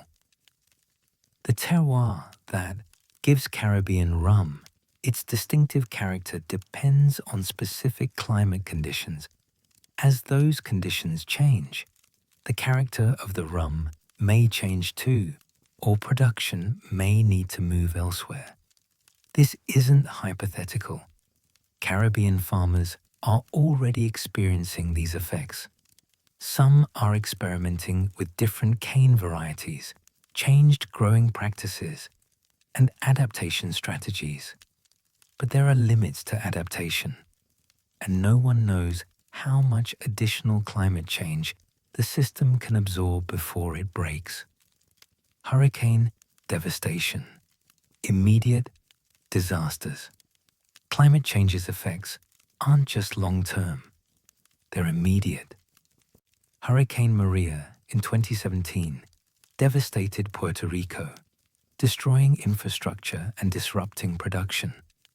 Other hurricanes have hit other islands, each time setting back production, destroying aged rum stocks, and threatening the survival of smaller distilleries. Maria was particularly destructive for Puerto Rican rum. The island lost power for months. Distilleries were damaged. Barrel warehouses flooded or were destroyed. The aged rum inventories that took decades to accumulate suffered losses that can never be recovered. You can't replace 20-year-old rum. You can only wait another 20 years. The increasing frequency and intensity of Caribbean hurricanes, another climate change effect, makes rum production riskier and more expensive. Insurance costs rise. Infrastructure must be built to higher standards.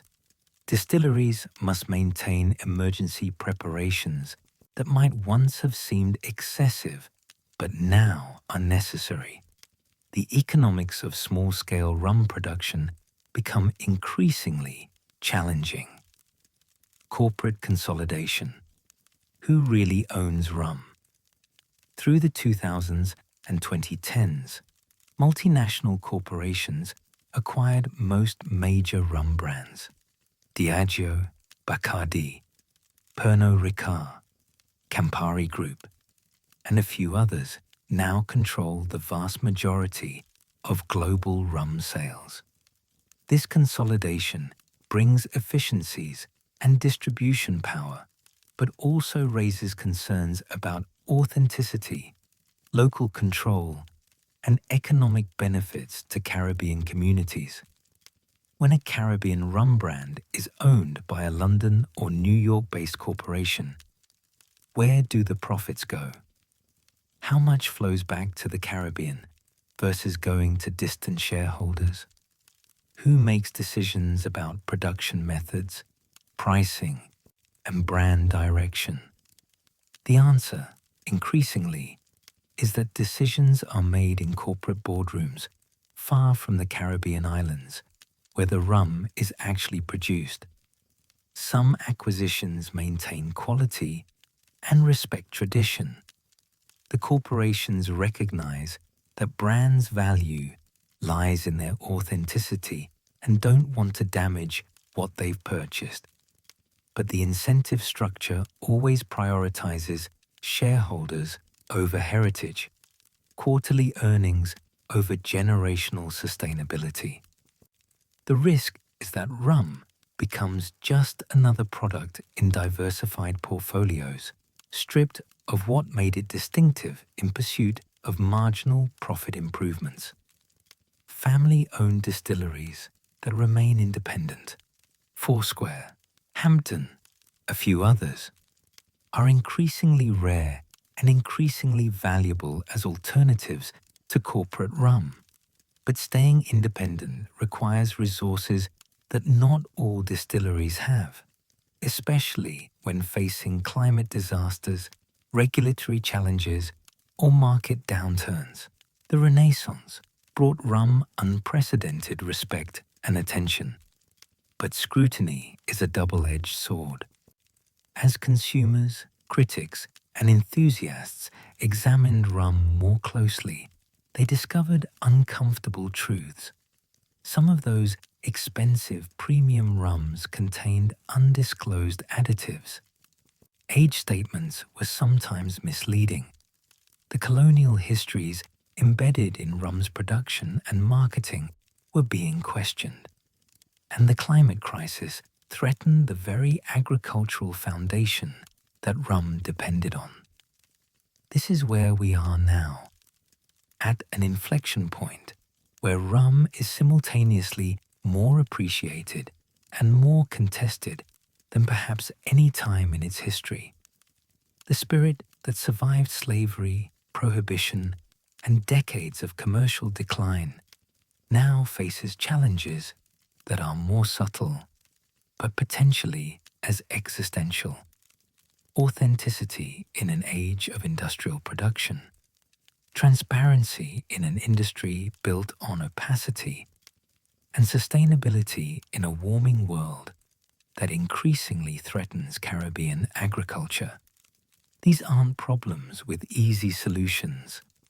They're structural challenges built into how rum has been produced, marketed, and understood for generations. Addressing them requires confronting not just current practices, but the entire legacy of colonialism, exploitation, and environmental extraction that rum's history has been built on. This chapter isn't comfortable, but it's necessary. The additive scandal. What's really in your rum?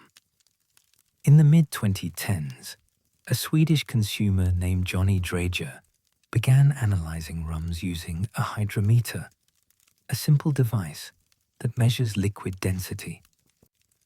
His discovery was shocking. Many premium rums, including some selling for $50 or more per bottle, contained significant amounts of added sugar. Some contained 20, 30, even 40 grams per litre or more. They weren't disclosing this on their labels.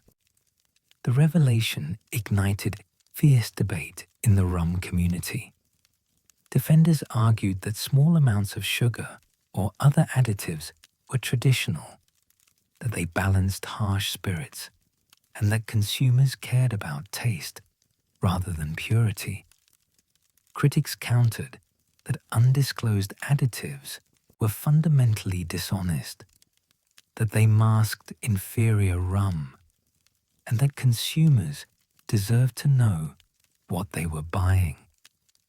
The controversy exposed a larger problem. Rum lacks the strict regulations that govern other spirits. Scotch whisky can contain only water and caramel colouring beyond the distillate. Cognac has similarly strict rules, but rum regulations vary by country and are often minimal or unenforced. Producers could add sugar, glycerin, vanillin, and other substances without disclosure, all while marketing their products as pure or traditional. Some producers embrace transparency, clearly stating on labels when their rums contain no additives. Foursquare led this movement, and others followed. But many producers resisted, arguing that disclosing additives would hurt sales, and that competitors who used additives would have marketing advantages if regulations weren't universal. The debate continues today. The European Union implemented regulations requiring clearer labeling for spirits sold in Europe, but enforcement varies. In the United States, regulations are even looser.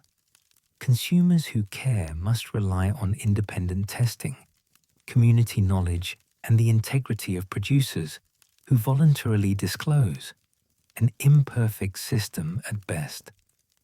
Age statement. Confusion. Solera, and other tricks. Age statements in rum became another controversy. Unlike Scotch whisky, where age statements must reflect the youngest whisky in any blend, rum has no such universal standard. This allowed creative interpretation that sometimes crossed into deception. The most controversial practice involves Solera aging, a system borrowed from sherry production where barrels of different ages are fractionally blended over time. In sherry, Solera produces consistent products and is well understood.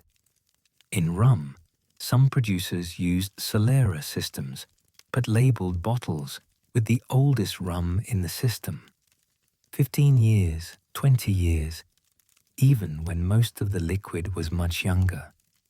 A 15-year Solera rum might contain some rum that touched a 15-year-old barrel, but consist mostly of much younger rum, perhaps just 3 to 5 years old. Consumers purchasing what they believed was 15-year aged rum were often getting something much younger than expected. When confronted, producers argued they never claimed the rum was entirely 15 years old. Technically true, but clearly misleading. Some jurisdictions began requiring honest age statements. The European Union ruled that age statements must reflect the youngest rum in the bottle, as with whiskey. But enforcement is uneven, and many Solera rums continue being marketed with prominent age numbers that create false impressions. Beyond Solera, other practices created age statement confusion. Some producers labeled bottles with harvest years or distillation years without clearly stating actual age. Some used distillery age calculations that didn't account for time spent in neutral containers before or after barrel aging. The lack of standardization meant consumers couldn't easily compare products or know what age statements actually meant. The plantation name controversy. In 2020, amid renewed attention to racial justice and colonial histories, the name plantation rum faced scrutiny.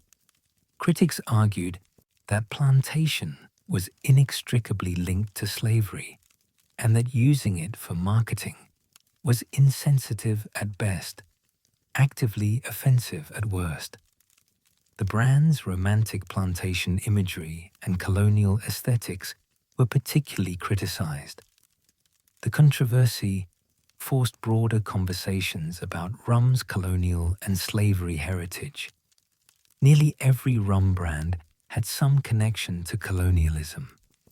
Many were named after old plantations, featured colonial imagery, or marketed nostalgia for a plantation era that was built on human suffering. Was it possible to acknowledge rum's history without romanticizing its most brutal aspects? Plantation rum's owner, Maison Ferrand, eventually renamed the brand to Plantere in 2022, acknowledging that the name was problematic and that the company should be more sensitive to historical context. But the controversy revealed how deeply colonial imagery and language remained embedded in rum marketing, and how little serious thought many producers had given to these issues. The debate extended to other aspects of rum culture. Tiki bars with Polynesian appropriation, naval rum brands celebrating imperial history, and Caribbean tourism marketing that presented sanitized versions of colonial-era plantations, all faced questions about whether they were honoring history or exploiting it, celebrating culture or appropriating it. Geographic indications. Who owns rum? As rum became more valuable, disputes over geographic indications intensified. If a rum is made in Jamaica, can it be called Jamaican rum? What about if it's made from Jamaican molasses, but distilled in the UK? Or made with Jamaican techniques, but in another country? The European Union's geographic indication system protects certain rum types. Martinique RUM Agricole has AOC protection. Jamaica, Barbados, and others have some protections for their rum designations. But enforcement internationally is complicated, especially with non-EU countries that don't recognize these protections. The Havana Club trademark dispute between Cuba and Bacardi exemplifies the complexity. Is the real Havana Club the one made in Cuba by the state-owned distillery using the original distillery facilities, or the one made by Bacardi in Puerto Rico using the trademark they purchased from the original pre-revolution owners? Courts in different countries reach different conclusions, and the dispute continues decades later. Similar questions arise with emerging craft rum producers. Can a distillery in Colorado or Scotland make Caribbean-style rum? What if they use Caribbean molasses and traditional pot stills? Are they honoring tradition or appropriating identity? The answers aren't obvious, and they involve balancing Caribbean producers' economic interests against principles of free trade and cultural exchange. Climate change, the existential threat. Perhaps the most serious long-term challenge facing rum is climate change. Caribbean agriculture, including sugarcane cultivation, faces multiple climate-related threats: rising temperatures, changing rainfall patterns, more intense hurricanes, rising sea levels, and increased pest pressures. Sugarcane is relatively resilient, but the disruptions are real and accelerating. Droughts reduce yields. Extreme heat stresses plants. Changed rainfall patterns make farming unpredictable. The agricultural foundation that rum depends on is becoming less stable, and the trend will only worsen. Some regions may become unsuitable for sugarcane cultivation within decades. Others may see productivity decline enough that rum production becomes economically unviable. The terroir that gives Caribbean rum its distinctive character depends on specific climate conditions. As those conditions change, the character of the rum may change too, or production may need to move elsewhere. This isn't hypothetical. Caribbean farmers are already experiencing these effects. Some are experimenting with different cane varieties, changed growing practices, and adaptation strategies. But there are limits to adaptation, and no one knows how much additional climate change the system can absorb before it breaks. Hurricane devastation, immediate disasters. Climate change's effects aren't just long-term, they're immediate. Hurricane Maria in 2017 devastated Puerto Rico, destroying infrastructure and disrupting production. Other hurricanes have hit other islands, each time setting back production, destroying aged rum stocks, and threatening the survival of smaller distilleries. Maria was particularly destructive for Puerto Rican rum. The island lost power for months. Distilleries were damaged. Barrel warehouses flooded or were destroyed. The aged rum inventories that took decades to accumulate suffered losses that can never be recovered. You can't replace 20-year-old rum. You can only wait another 20 years. The increasing frequency and intensity of Caribbean hurricanes, another climate change effect, makes rum production riskier and more expensive. Insurance costs rise. Infrastructure must be built to higher standards. Distilleries must maintain emergency preparations that might once have seemed excessive, but now are necessary. The economics of small-scale rum production become increasingly challenging. Producers are denied access to American consumers, investment, and expertise. American consumers are denied access to authentic Cuban rum, and the absurdity of the situation, where a spirit with centuries of Cuban history cannot be legally sold in a country that otherwise embraces free trade, underscores how politics can distort markets.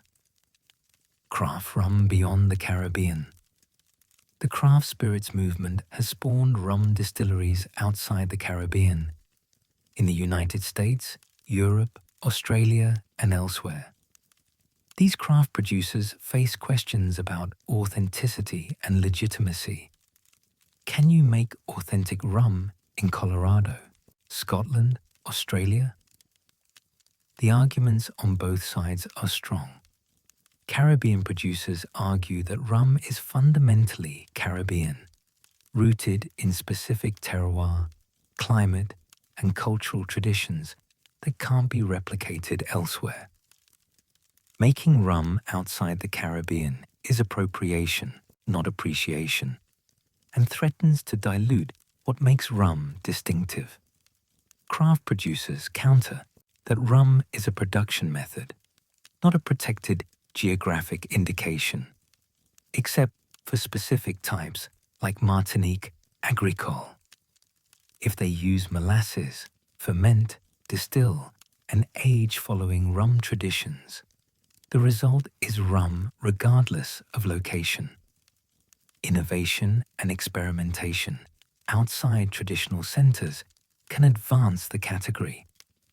The reality is probably that both can coexist.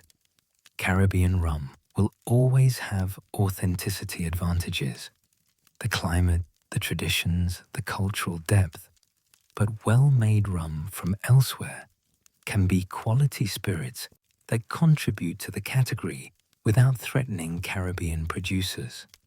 The question is whether markets will recognize the distinction or whether rum as a category will become so broad that it loses meaningful definition.